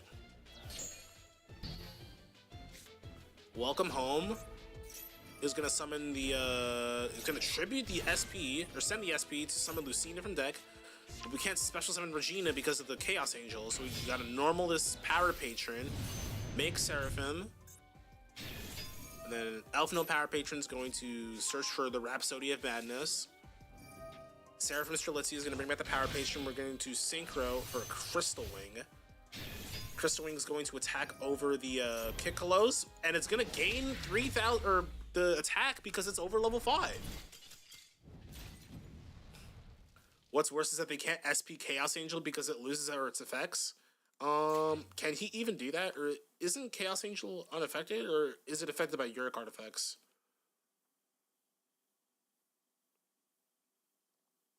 Let's see. Unaffected by monster effects activated by your opponent. Yeah, you're right. Would it forget? Would the Chaos Angel forget that it was summoned by the with the light and the dark? Would it forget that? Because SP, if I remember correctly, I mean, opponents can't temporarily banish his own Chaos Angel. I mean, yeah, there's no reason to, right? Because he can't out it. But I'm thinking, I'm a little curious because would the Chaos Angel forget that it's summoned by a light and a dark? Yeah, because it was no longer synchro summoned using a light and a dark. But it's not getting summoned back from banish because it just gets banished until the end phase. You know what I'm saying? Like, if it was a card that said it gets banished and then summoned back the banished monsters, then yes, I could see why. But I wonder if it's because it's a monster returning to the field. I'm more inclined to believe you, but I guess there is some room for negotiation with why it could be ruled the other way.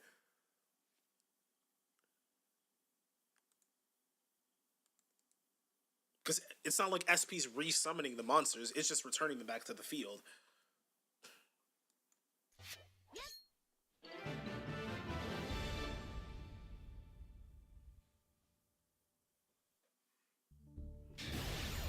Alright.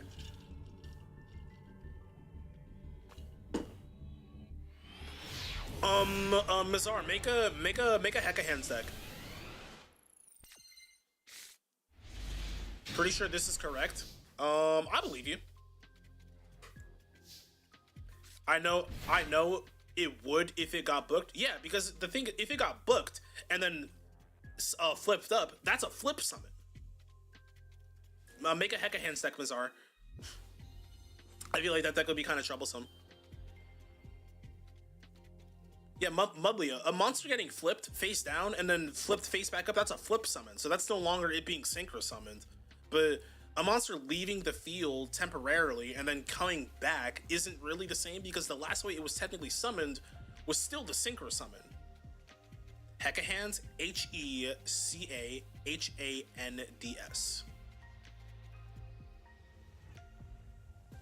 Yo, drop a subbers for good spelling. Alright, we're going to activate Tinia to place the Welcome Home. And then Welcome Home to summon the Regina from the deck. And then Regina summon Power Patron from the deck, changing its level to 9 so we can synchro summon into Bar on the floor. Into Horsey, Power Patron is going to add a card, or Regina is going to add itself back to hand.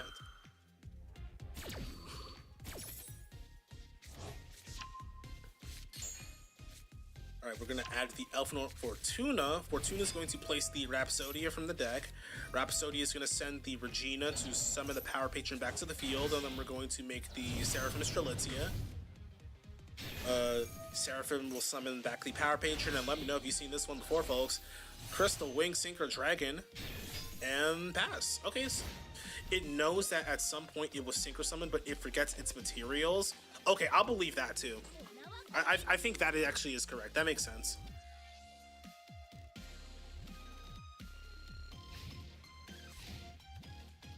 Like, I'm not completely 100% that it's correct, but I'm more inclined to believe you than to not believe you.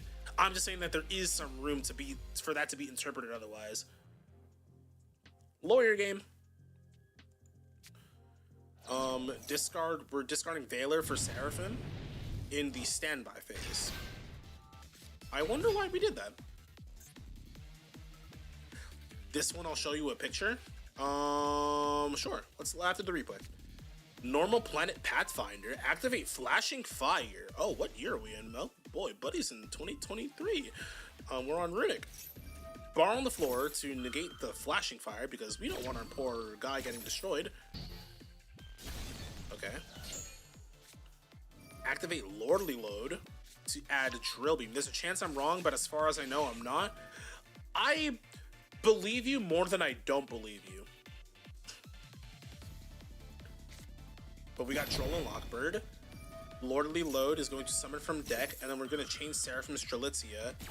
Oh shit, you got a Discord? I do have a Discord. I can share in a bit. Drill Beam on Regina.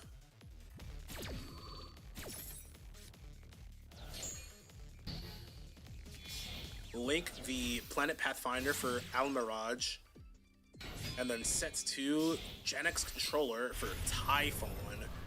And then Typhon pass. Okay.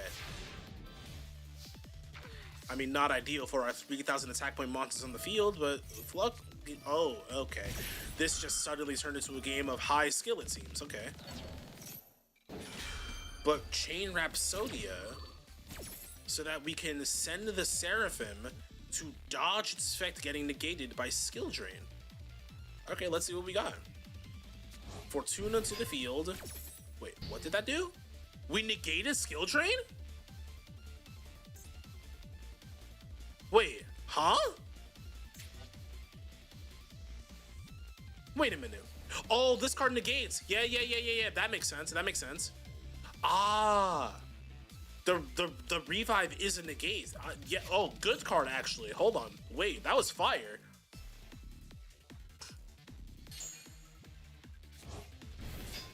Okay. Crystal Wing into Typhon. Almirage can make it so that it can't be destroyed by card effects, LMAO. And I think that's just game, right? GG, Elf no player against whatever this runic stun with Primite cards was about with Gen X Controller, and I don't even want to know what he was. I don't even want to know what he was cooking there. All right.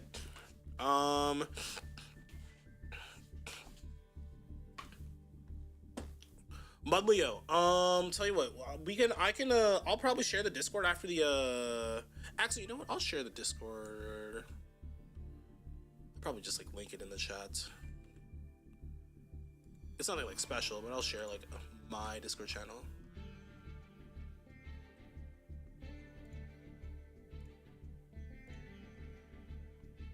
Just a second, boyos.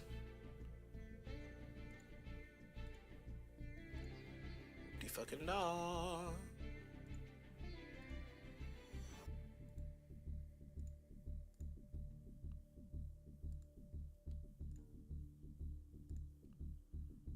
Okay.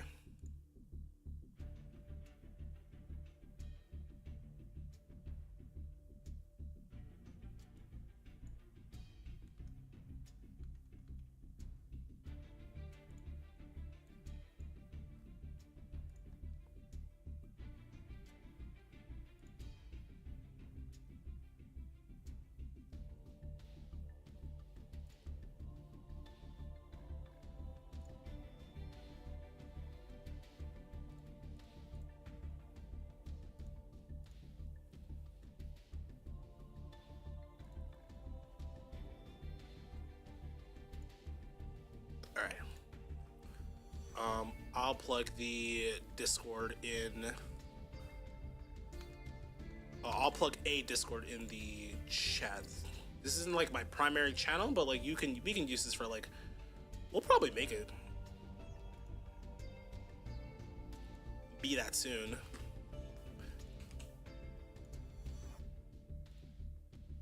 Was that an error? What the hell? Oh shit.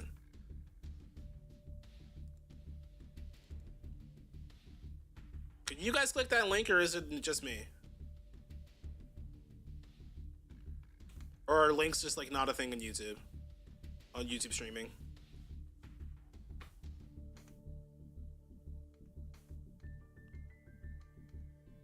Somebody let me know if that was good.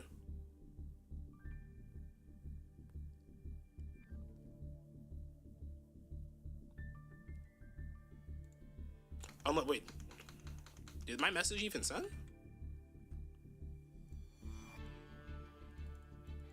Hello? Oh, there we go. Yeah. Yeah, it was an error. What the hell? I thought I was doing some illegal shit. I'm like, bro, I could surely link a Discord channel, right? What? Awesome, awesome. All right, you guys can join there.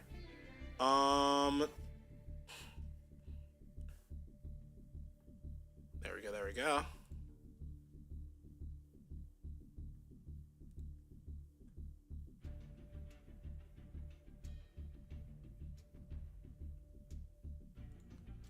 Coolios.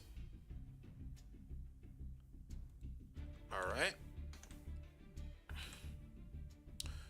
Now we've got a long ways to go before I can figure that to be like, you know, a genuine like community Discord and all that kind of stuff. But you know, we'll be in the works, so you guys can interact and send me links there and all that kind of stuff. But you know what? We've played a bunch of replays. Let's play a little bit of games.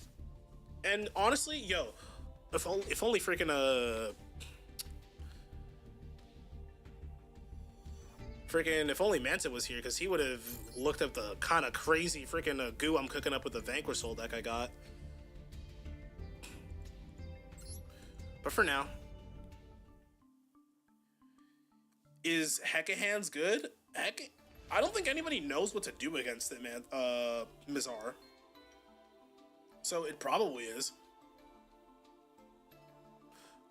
This is my Vanquish Soul Canine Elf Note deck list, and upon evaluation, I don't know if I want to play more copies of Regina or less copies of the Charmies. I guess it just depends on how many times I lose the Cool Tune, or if I want to drop the Borger. Look up a picture. Is it good? Wait, look up a picture of what? Wait, are you telling me to look up a picture? Or are you telling me to look at your picture? Oh, this deck? That shit blurry as hell. Hello?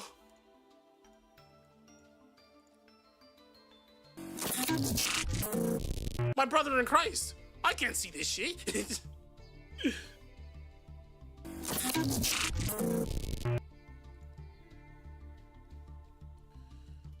Yeah, the picture on Discord. My brother, I can't see it. So the best I can say is probably.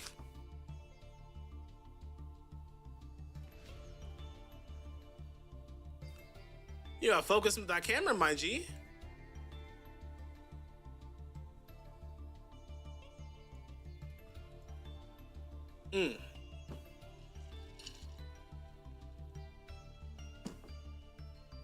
I mean, I see 3 Hecka Hands, hidden Hecka Hands and some Hecka Hands cards, so it's probably good.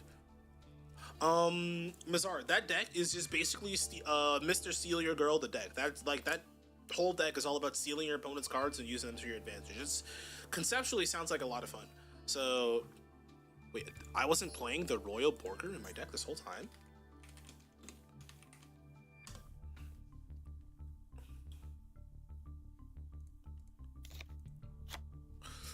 You know what? I've suddenly decided to do something very fun. What if I decided to royal, randomly, one of my many SR Vanquish Soul cards? Before we continue. Now this may sound very stupid, but I assure you it is smart, because royal cards look good. And because I would like my royal cards to look good, I have now suddenly set on a quest, and you can't stop me, LMAO my stream. Haha, funny. I probably need you. I probably need this. I probably want to keep one of those. No.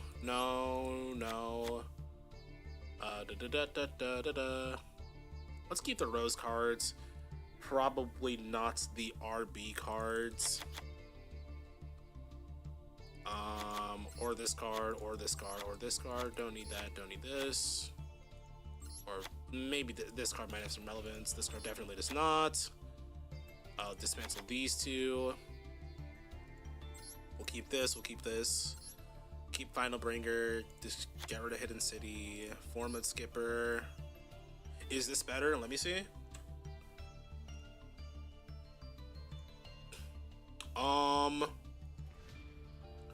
I mean, a little bit. It's not that much better. I mean, you could like a screenshot would be like cool if you, yeah.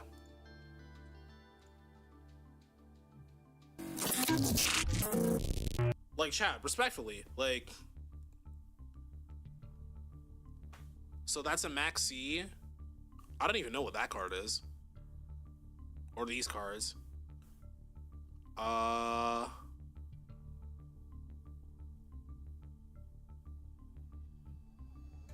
Is this Diabellstar? Is that Diabellstar Vengeance? Wait, is this White Forest Hecahands? That's Tails, right? That's Tails of the White Forest? Yeah, that's Sylvie. How do you want me to take this picture? Screenshot it. Oh, you're on Nintendo. Oh, you're on Switch. Oh, LOL. You probably gotta focus your camera. Probably, like, you're taking it on your phone, I imagine, right? Yeah, you probably want to focus the camera, and then, so that it actually, like, blurs up to or it focuses to the picture. Yeah, this looks like Azamina. Yeah. Now that I'm actually, like, making sense of this, yeah, this is, like, I'm shaky. Doesn't the Switch have, like, a dock? Dock the Switch on, like, the floor or the table or something. Unless you're like literally in your bed, in which case, yikers.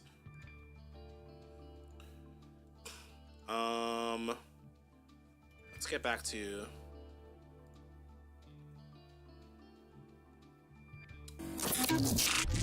you're already here. The EMP I'll keep. The Doom Z I'll probably keep too.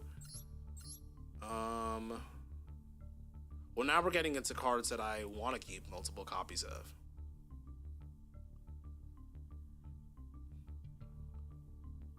So you know what? I'll probably just do this.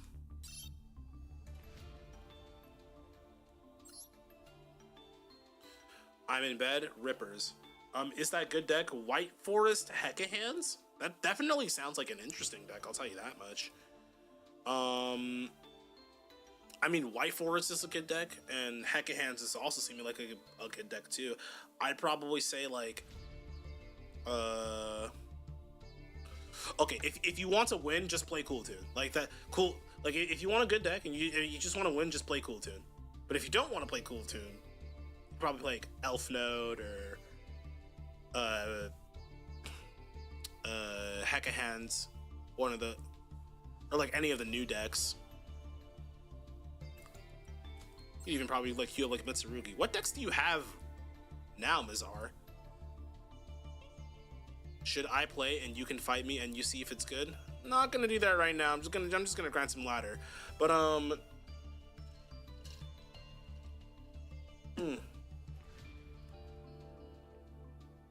we definitely could like off stream when I'm just like chilling though. I do want to just grind a little bit of master, at least for the moment.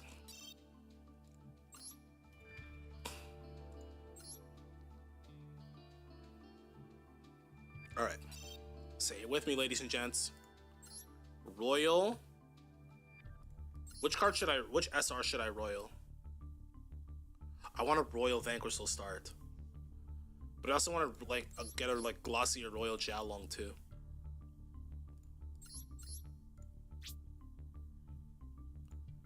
Boost generate 1,000, 1,500. Balls to the walls. I want a royal. I want a royal. I want a royal.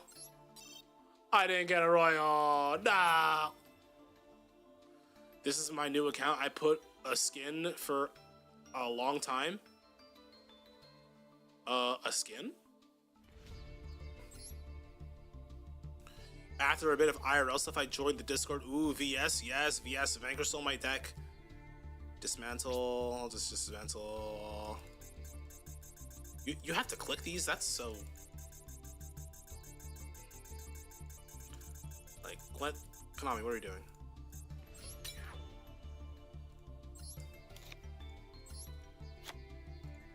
Dismantle.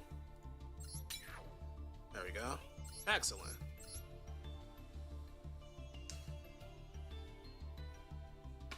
Okay. Well, this is going to be our deck for now, and I will make some primary adjustments if necessary, but today we're going to just place a bit of Master. Guys, in the stream, be sure to like and subscribe. Definitely subscribe to the channel for some more. We are live on Twitch too, so go drop a follow over there if you're feeling, you know, just a wee bit generous. Let's get going.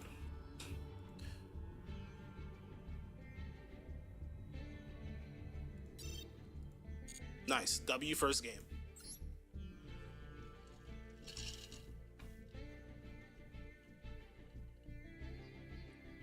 I was gonna say, is nobody in this elo right now? Alright, lost the coin flip. We will just simply drop Heruli FU1 Max. See.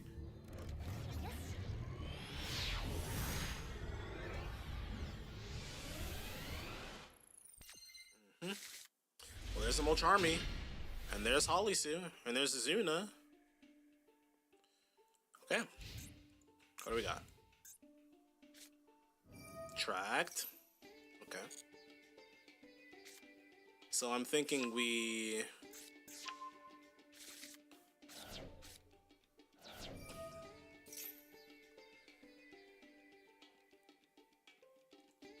Fua and see what happens.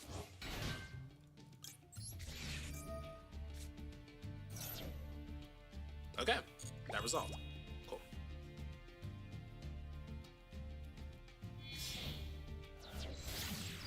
Requiem. Okay. Now I don't like that.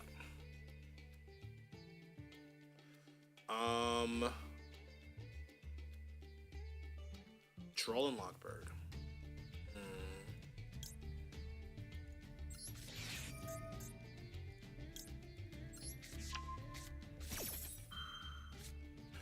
It's kind of insane that we drew the Dark. Okay, but that means I do get to draw off of this Requiem. I don't know why he did that now.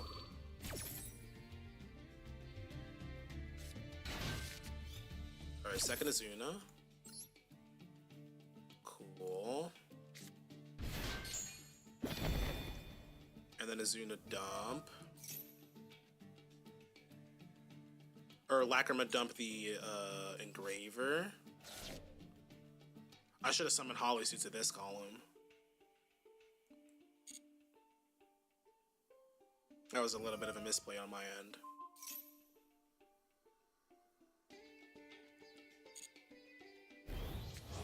I'm thinking I just Holisu summon Raisin now, right? It's for no Necroquip? What if I just took control of it? Because he can Ash this. Let him Ash this. For sure.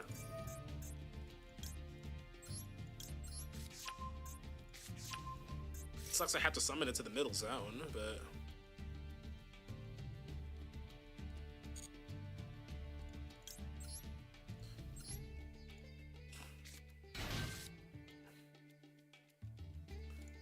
Then, yeah, kill this guy.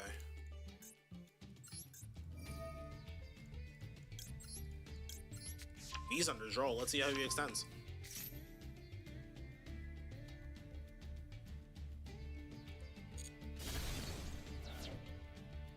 Fiend's Engraver, shuffle back, and what's he gonna do?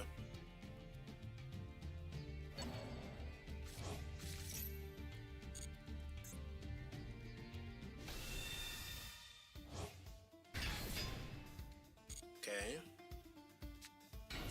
Oh, Keldo's here. Okay.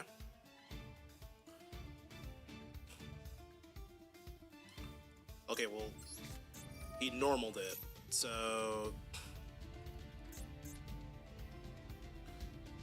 Even if he shuffles back the Lupus, he just banishes this thing, and then now we're good, right?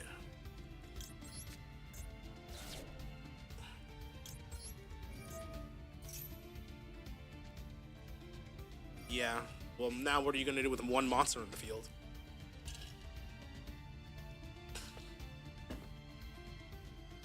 And no normal summon? He shuffled back the Tract. Doesn't have a Light Fiend in hand? Ah, okay, he has to set because he can't add draw. Nice! Excellently played, Duelist. We're trying to search a card over a Trolling Lockbird. We activate it on our own terms. Excellently played. Me?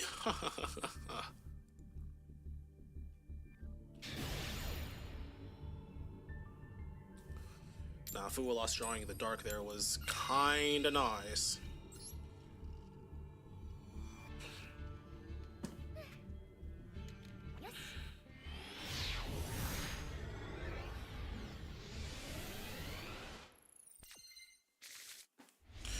Alright, two Molcharmies going first.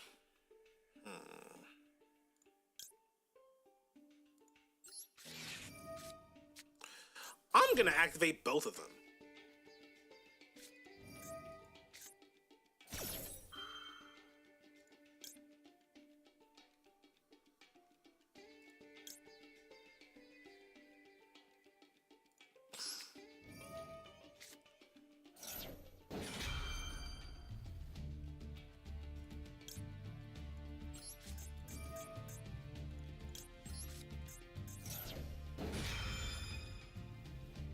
Does he have Fuwa as well?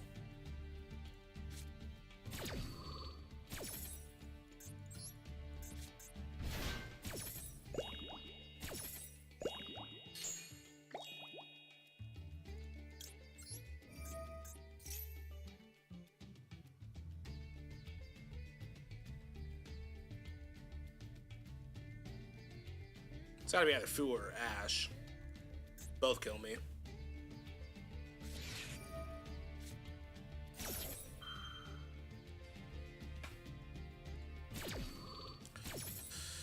Yeah, maybe discarding that Lucina wasn't great. That opening going first hand wasn't great. Not much I could do.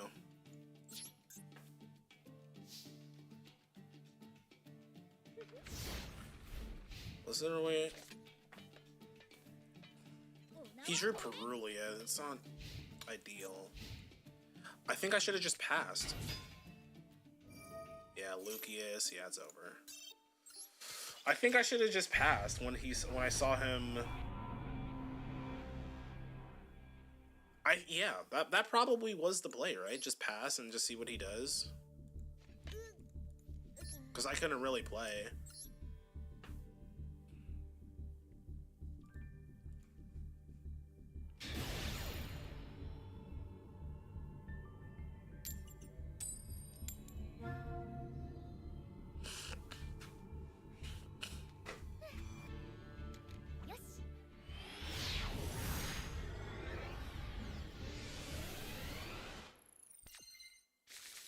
Did that guy get to rank up because of me? I forget.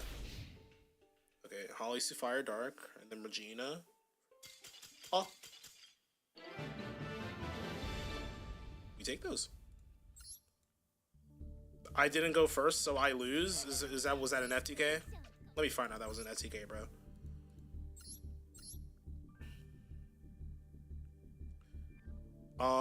Just as bad.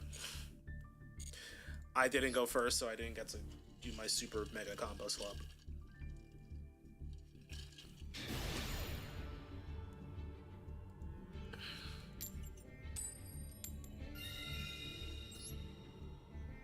I should change my field music to what the opponent is playing. Brickleton? What's up, Marcel Hereford?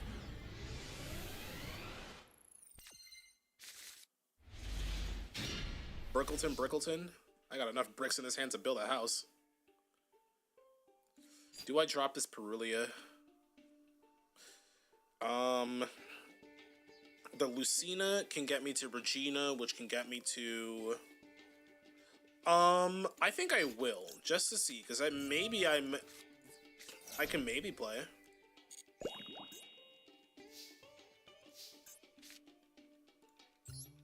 And if I get hand trapped on this, I can special Azuna and try to draw Imperm. Well, I said hand trap as in monster, dummy boy. Come on, bro. Now this is nothing. And the dark in my hand's heavy Borger. You know, this guy might be going down to 1, bro. Well, 2 interruptions in a dream.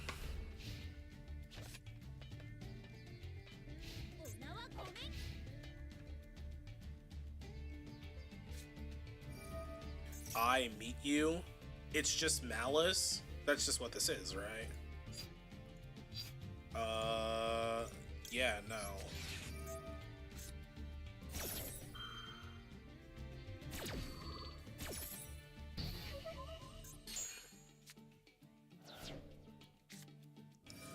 Okay. That's so cool. Alright, go ahead and normal Dormouse, bro. That's the same fucking thing. Whatever, bro. I play the same card. I play the same deck. I play the same deck, but with the Rescue Ace. I was playing the Fire Attacker Impulse thing. I liked the idea of Lucina a little better, just because, you know, new cards want to try him. So that's how many games bricked with Heavy Borger? Let's count them, because that was definitely one.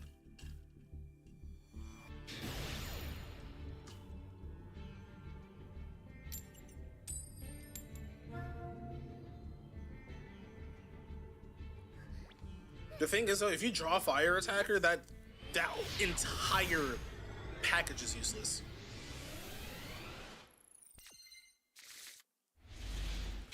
See, now we drawn Power Patron, which is, you know, also just as fucking bad, but, like, you know,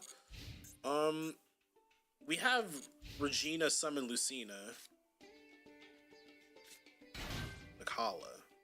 Okay.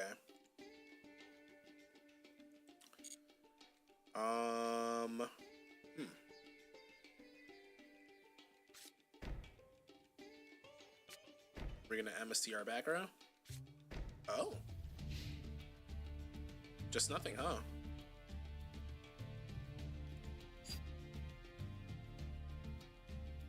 Well, no point in not doing this, right?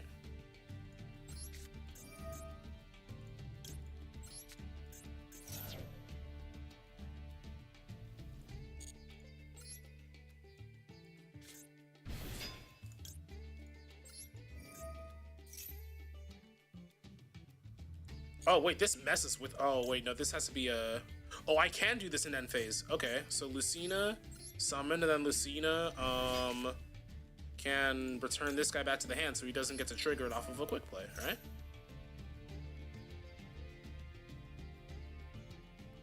I like that play. I don't know if I... Oh, Book of Eclipse? He's willing to give me 2 cards? Wait, 3 cards? He's gonna give me 3 cards to keep his Mikala on the field? Do they stop zones? They do, but nothing happens. Okay.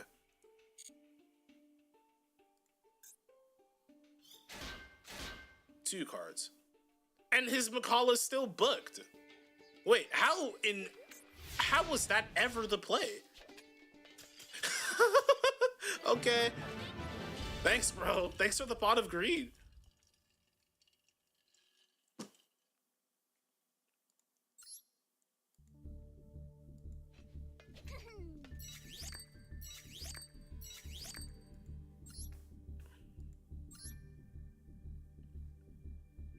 I don't know if I like it. I drew attacker a lot. I guess I want more Borger. I like having Borger, but I'm playing 3 different engines in my deck now. But I like having Borger for the Vanquisho cards, but I guess my issue is that I'm not drawing them, but the ban list also has something to do with that too, so... See, like, this is a hand where I like having Borga because I drew a Raisin. So...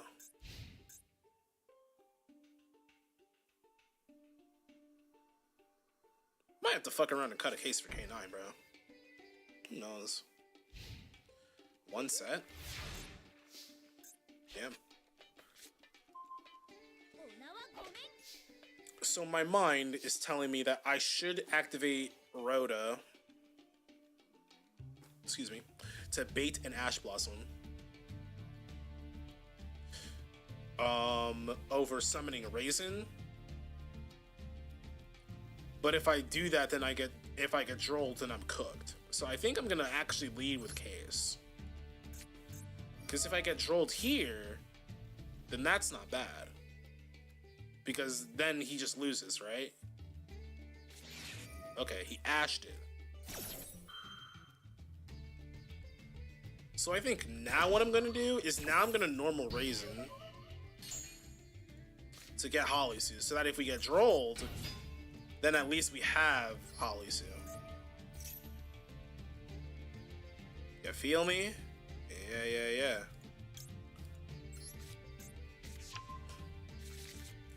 Droll check? No droll.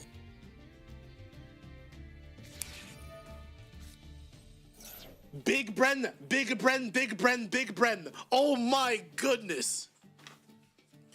A lot of players don't got the mental fortitude. You hear me, gang? Oh my god, bro. He's just a natural.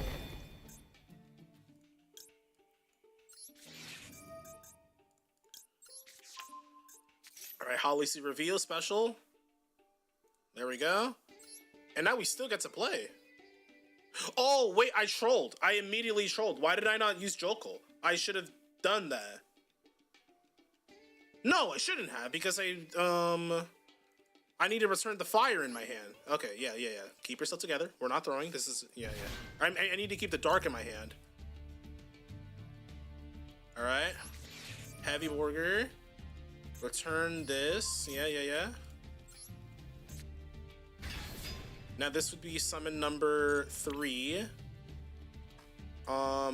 Droll is such a white man's card. What? What the fuck does that mean?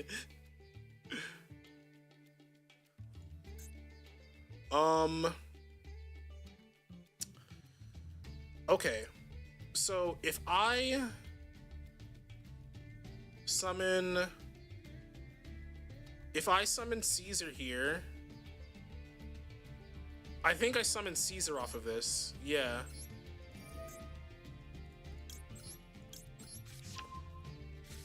Because I can summon Caesar and then do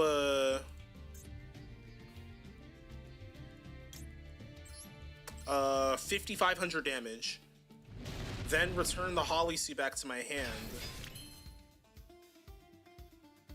And then do another. There we go. That's using your fucking brain. That's using your brain. Let's fucking go.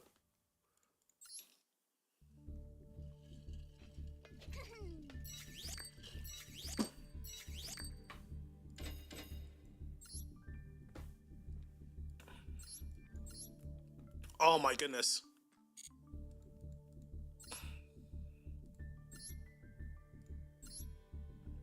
It was Orchest? It was probably an imperm. Well, no. There's no way it was... Could it have been imperm? I guess, right? I guess it could have been imperm. Called by the grave? Maybe. He would have impermed the Holisu. There's no way. Unless he was scared of Caesar. In hand.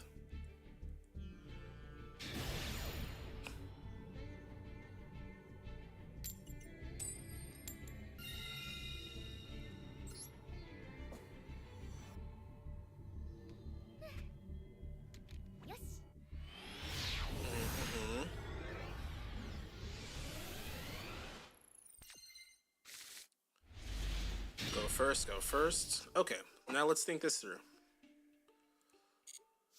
So we can special Lucina and try to play Elf Note. He's on Fiends. I'm gonna activate this Full Loss.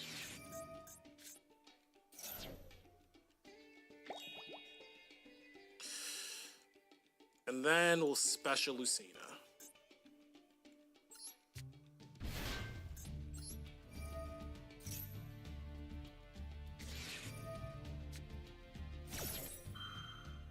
Cool.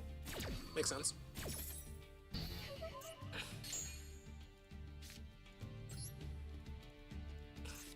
Alright, normal raising. Let's see what we got. Holly C. Then we got Droll on res. No Droll on res.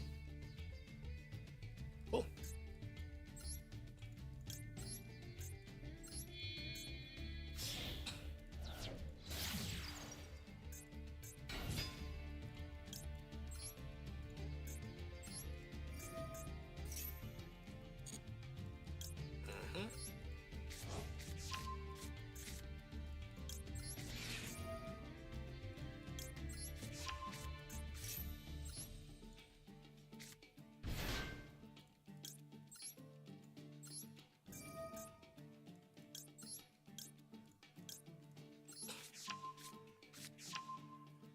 I probably should have revealed Lantern so that he maybe could have misplayed with an Imperm or something, but I guess now we're summon number 5, right?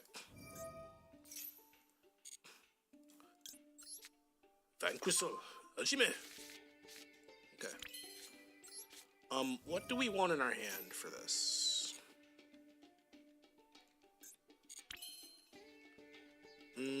Probably not a Caesar right now, so I'll target Holly Sue.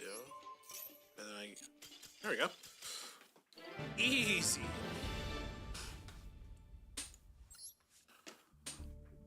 W Red Herring, W Lucina for taking the bait. And that's why, Marcel, that's why I like playing the Lucina package, because Lucina, you could use Lucina, get a Regina for the Power Patron for Baron. I think it's a genuinely good package. A little bricky at times, but you know, sometimes we make it happen. Okay, draw face Perulia, we know this.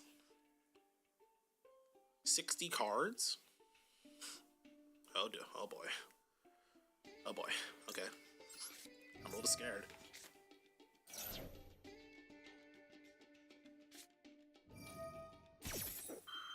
Branded in high spirits. Sure. Reveal Blazing Cartesia, dump Grand Guignol, send Blazing Cartesia, and then add something that mentions Albaz? Yeah. Albion the Shrouded. 60 card branded, huh.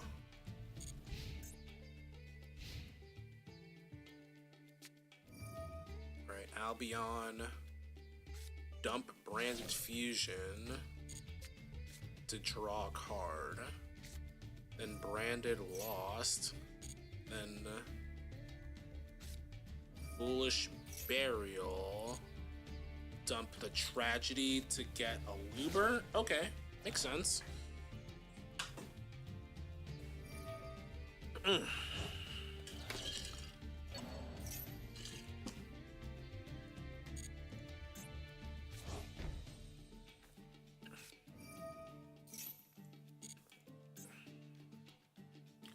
I should try out. Right now I'm on pure Vanquisher Canine. In an ideal world, pure Vanquisher is playable without the Canine cards. I just love that deck too much. But we gotta play the next best thing, which is playing as many good Fire, Dark, and Earth as we can.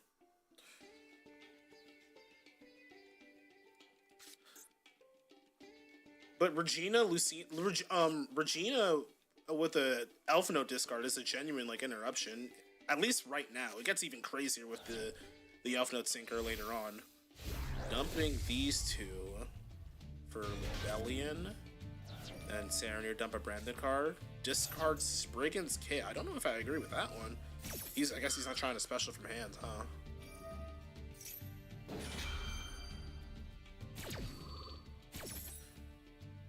You know, it just occurred to me. Wait, hello? Oh, he used this to set.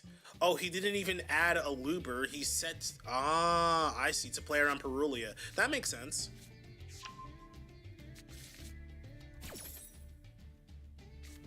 That was smart. I forgot Tragedy had that effect.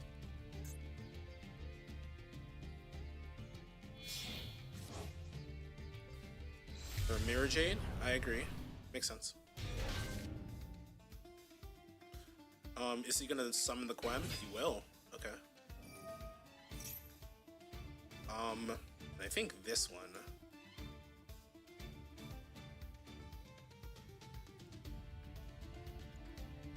I think that is worth hashing. And it's probably worth,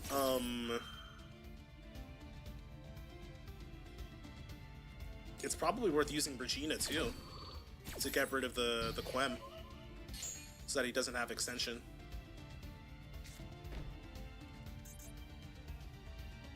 Right. In the end phase.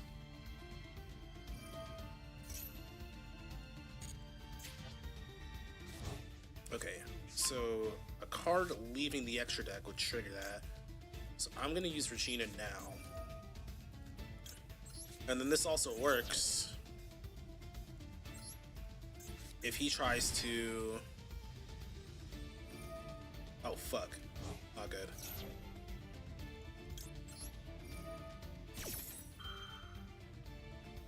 I didn't want the Quem to trigger. Did we put ourselves in a worse position by doing that? This is summon a Dogmatica or a Despia? Both, right? But if you summon some extra, then this triggers.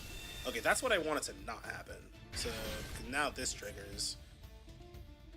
Interesting.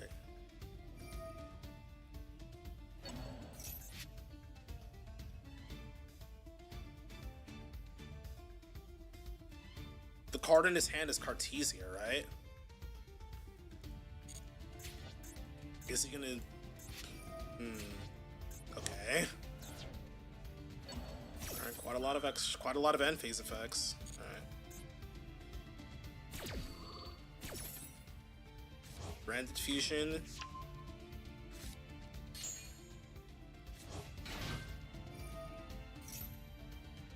Oh my goodness, is he gonna do Branded in red right now?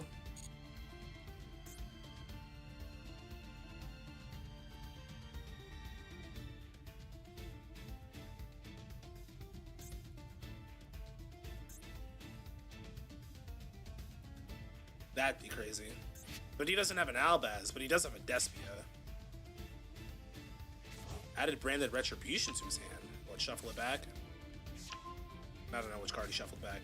It's probably Cartesia and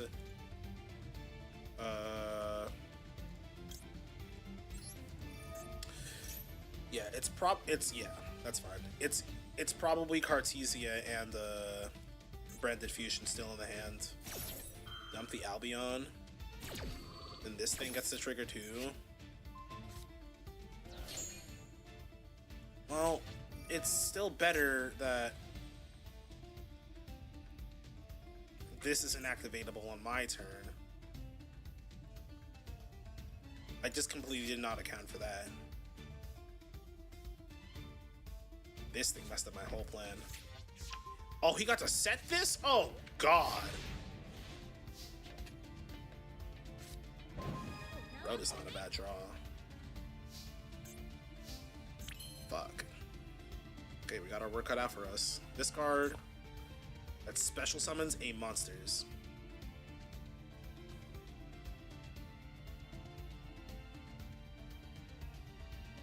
Return to your one face of fusion monster you control, or 2 fusion monsters in your grave. Okay, he can do that. So yes, I will lead Rhoda.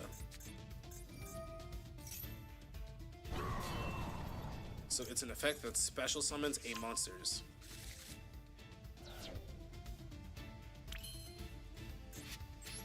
Not making Typhon. But that means he can negate Caesar.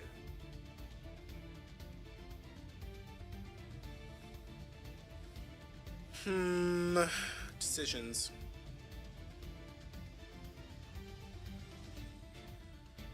I don't know if I necessarily want this. The Quertus prevents me from going battle.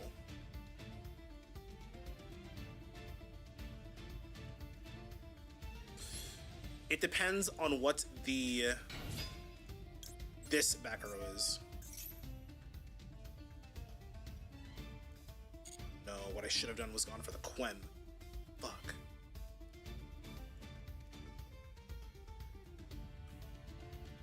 I should have normaled this to the Quem zone. Because this thing isn't a threat right now.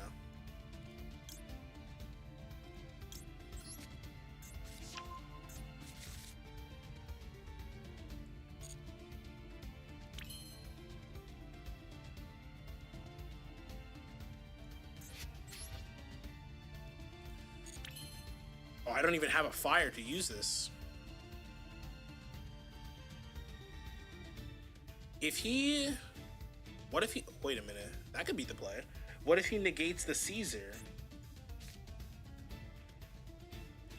Yeah, this has to be bait, right? I have to bait it. It just... This backer was the problem. You want to negate this with Retribution, because if he doesn't, then he's cooked, right? Because then I just pop it. And then I kill the Quem. Yeah, there we go. Then he returns a fusion to the extra deck.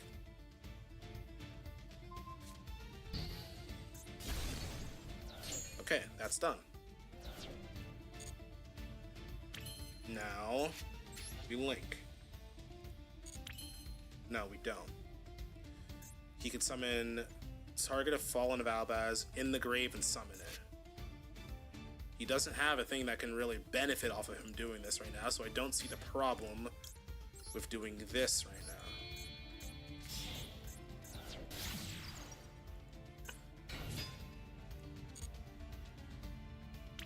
Okay, and then I'll add...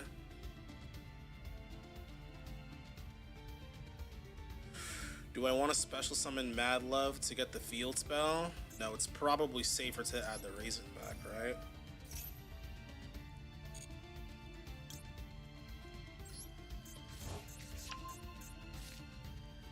And then Holly Sue. Show the Raisin, yep.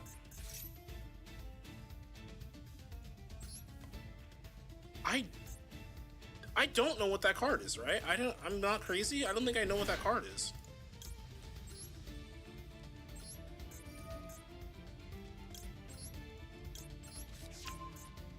He has an interruption. Is it Branded Retribution Engrave? No, it's not. It's Quertus. It has to be.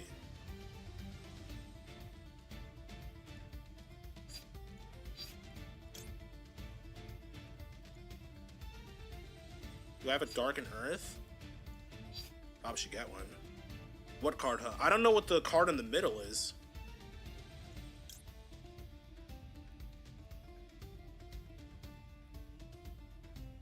It's gotta be Xiaolong here, right? Because I don't think I have a way to trigger it. No. Because if I got Madlev, then I get the field spell. That might have been safer, but I don't exactly know what I'd be getting. That helps me here. The set card. Yeah, this set card. I don't think I know what this set card is.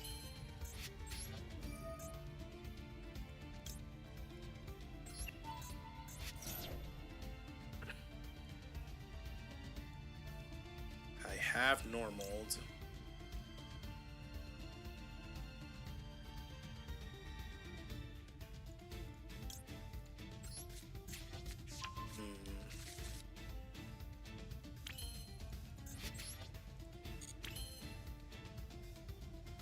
You know, even if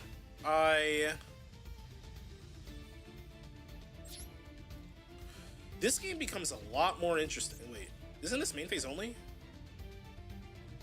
Oh. Okay. Well, then I'll do this. Xyz monster has battled. I should have used Rock to attack with this.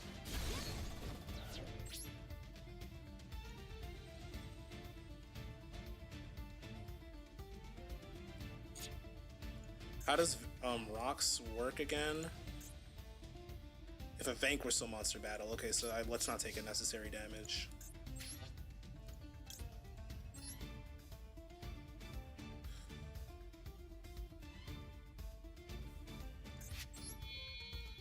I don't think I did the best thing I could do here.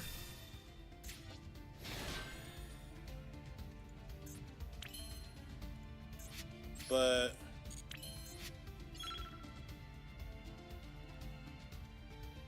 I think this is okay for now.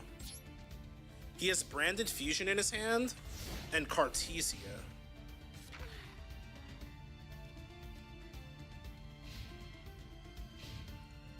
But I at least have Rock to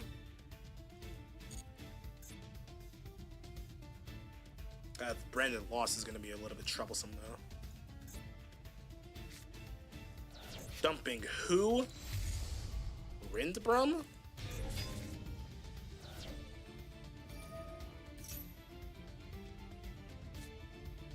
The Courier. Okay.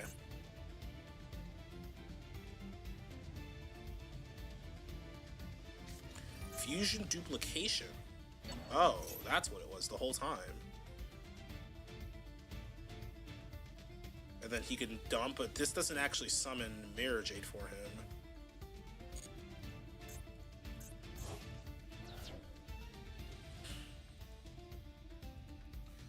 This is okay, I think. Dump this for Albion. Okay.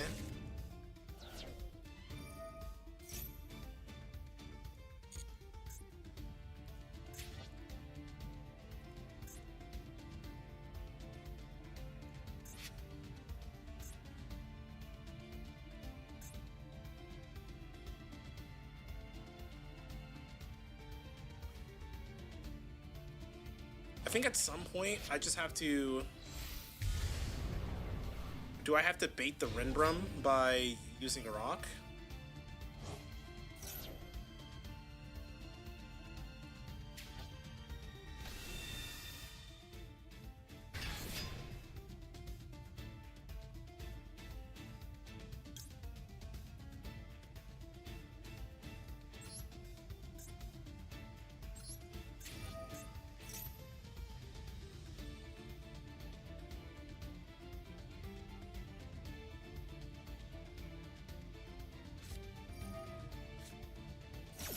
So that's like worst case scenario, right?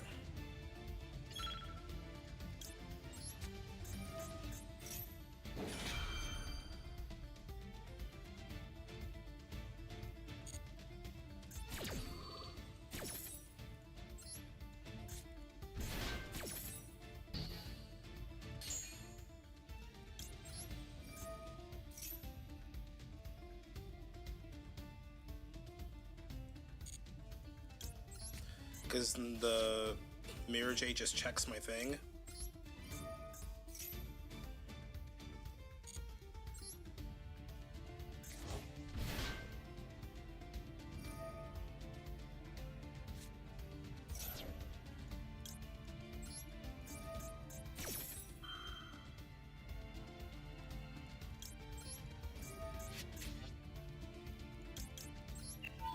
Unfortunate.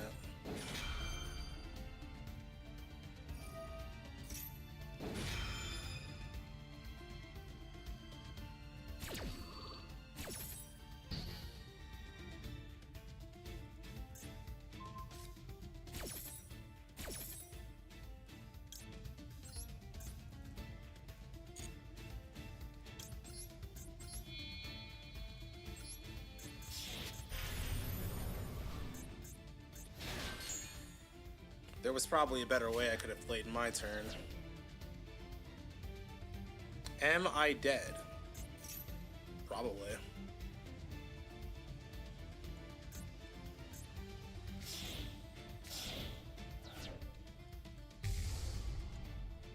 100%. Yep. Fuck. I think I trolled. I think I trolled with my Holly system, and I think I just should have trusted my gut. I was hesitant.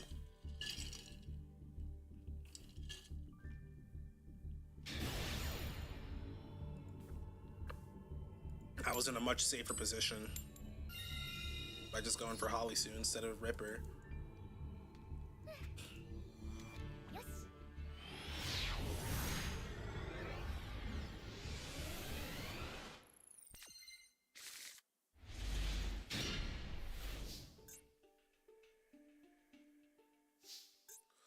Okay, which one loses less to draw? The games that suck the most are the ones you could have won.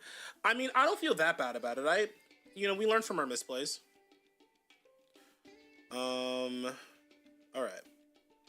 Which one least loses to draw? Probably just the Jolko, right? Yeah, it's probably just this. I opened double Jolkos, so I might as well do that.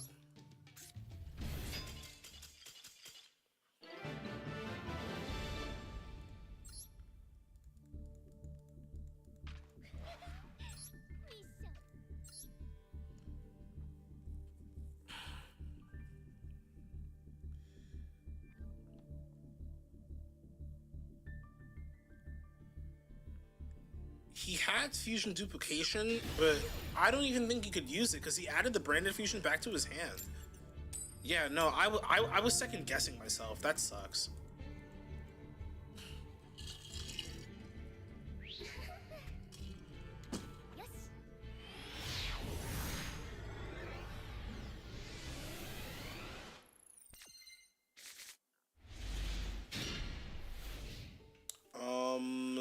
Okay, it's just Azuna and a dream.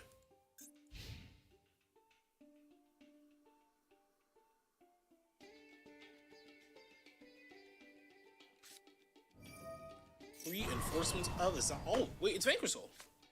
Oh shit. Mirror Ore. Alright, let's see who wins. He's definitely gonna trigger Azuna. So it just depends on what we decide to Nash Knight. He's thinking about this search. Dr. Mad Love. Oh, maybe I should have zoomed it on. No, I couldn't. Zoom on res. What am I talking about?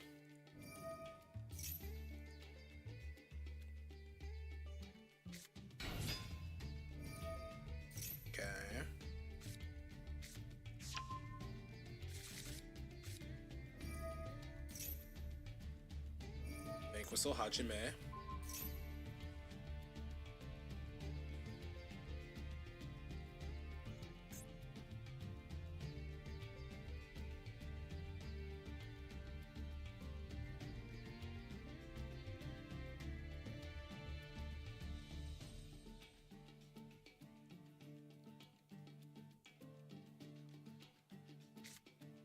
For the Xiaolong, okay. We must have Holly Sue, right?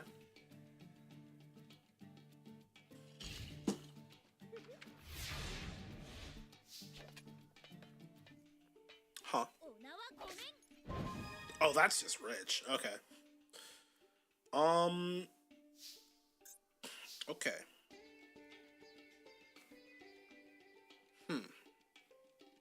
So I couldn't possibly tell what he has because he can use rock to add raisin back. So let's just see what he does about Lucina.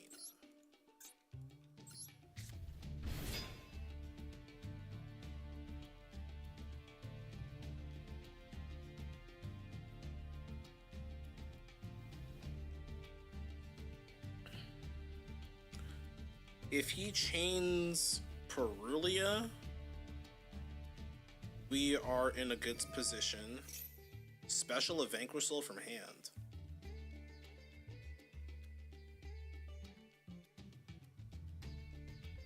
I don't even know if I want to use Maxi right now. What could he? What is he summoning? Like a Caesar? What could he be summoning from hand that I'm scared? Raisin, maybe. A second Raisin? I don't think that concerns me. I mean, if he does have a Raisin... No, this is so weird. This is weird. I'm just gonna... I'll do it to be safe. I don't want to lose to not having activated this. Glad to see it didn't matter. Okay, that's fine. I'm cool with that too. Would much rather get ashed on that than actually trying to play the game.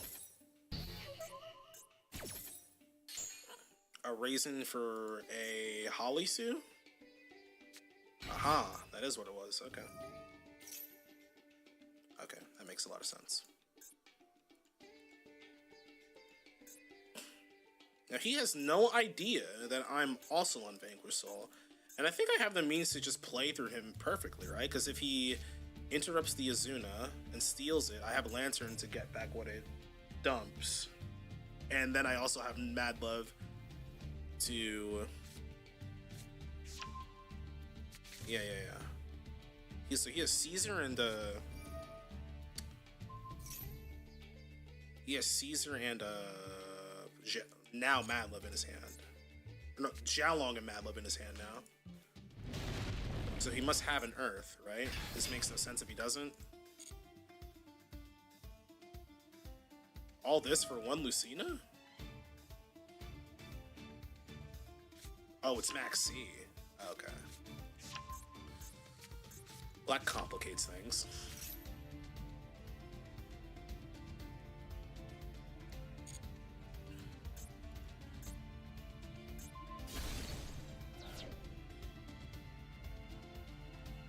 Xiaolong special summon. Okay. Well, with that out of the way, what will we do?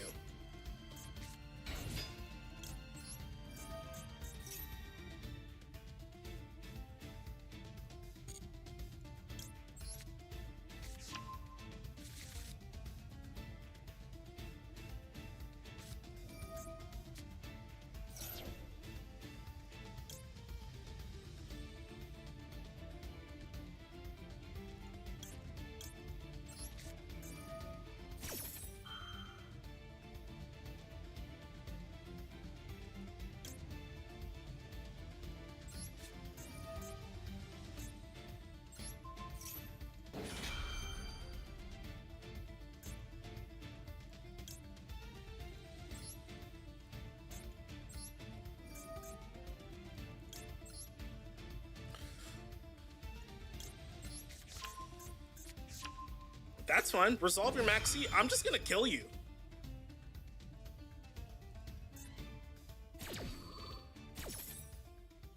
Goodbye.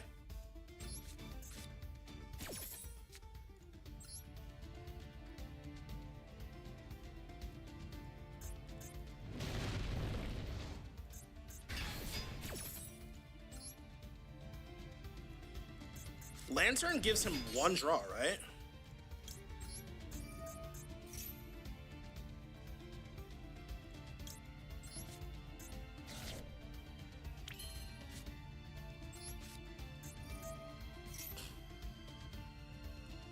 I have to add a fire, unfortunately.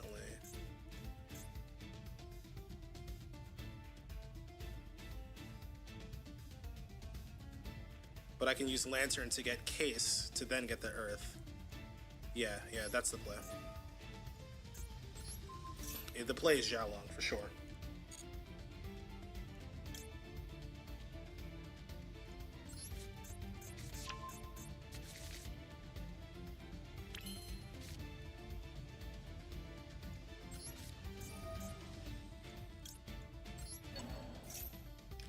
This is one draw, right? Excellent. Not Holly Sue. Please not Holly Sue. Please not Holly Sue. Oh my god. Okay. Lantern. Get Case. And then Case. Get Azuna. Fire Dark Earth. battle.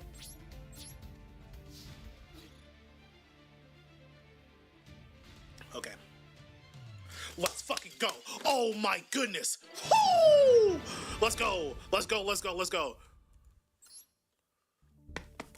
Best VS player in the West. Let's go.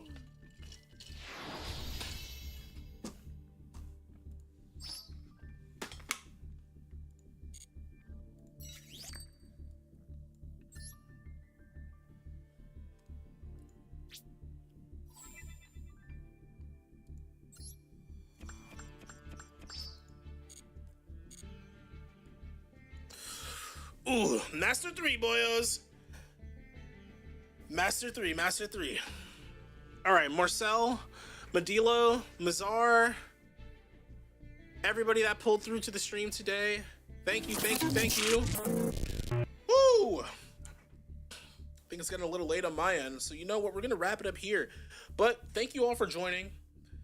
Thank you all for spending some of your sweet old time with little old me.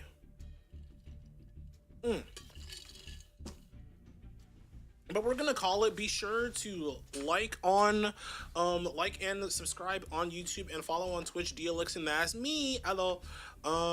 For some more Yu-Gi-Oh! And just some more content in general. You know, feel free to hang. Tell your friends. You know, tell them to fight me on Vanquish Soul. They will not be winning. But yeah, thanks for joining, and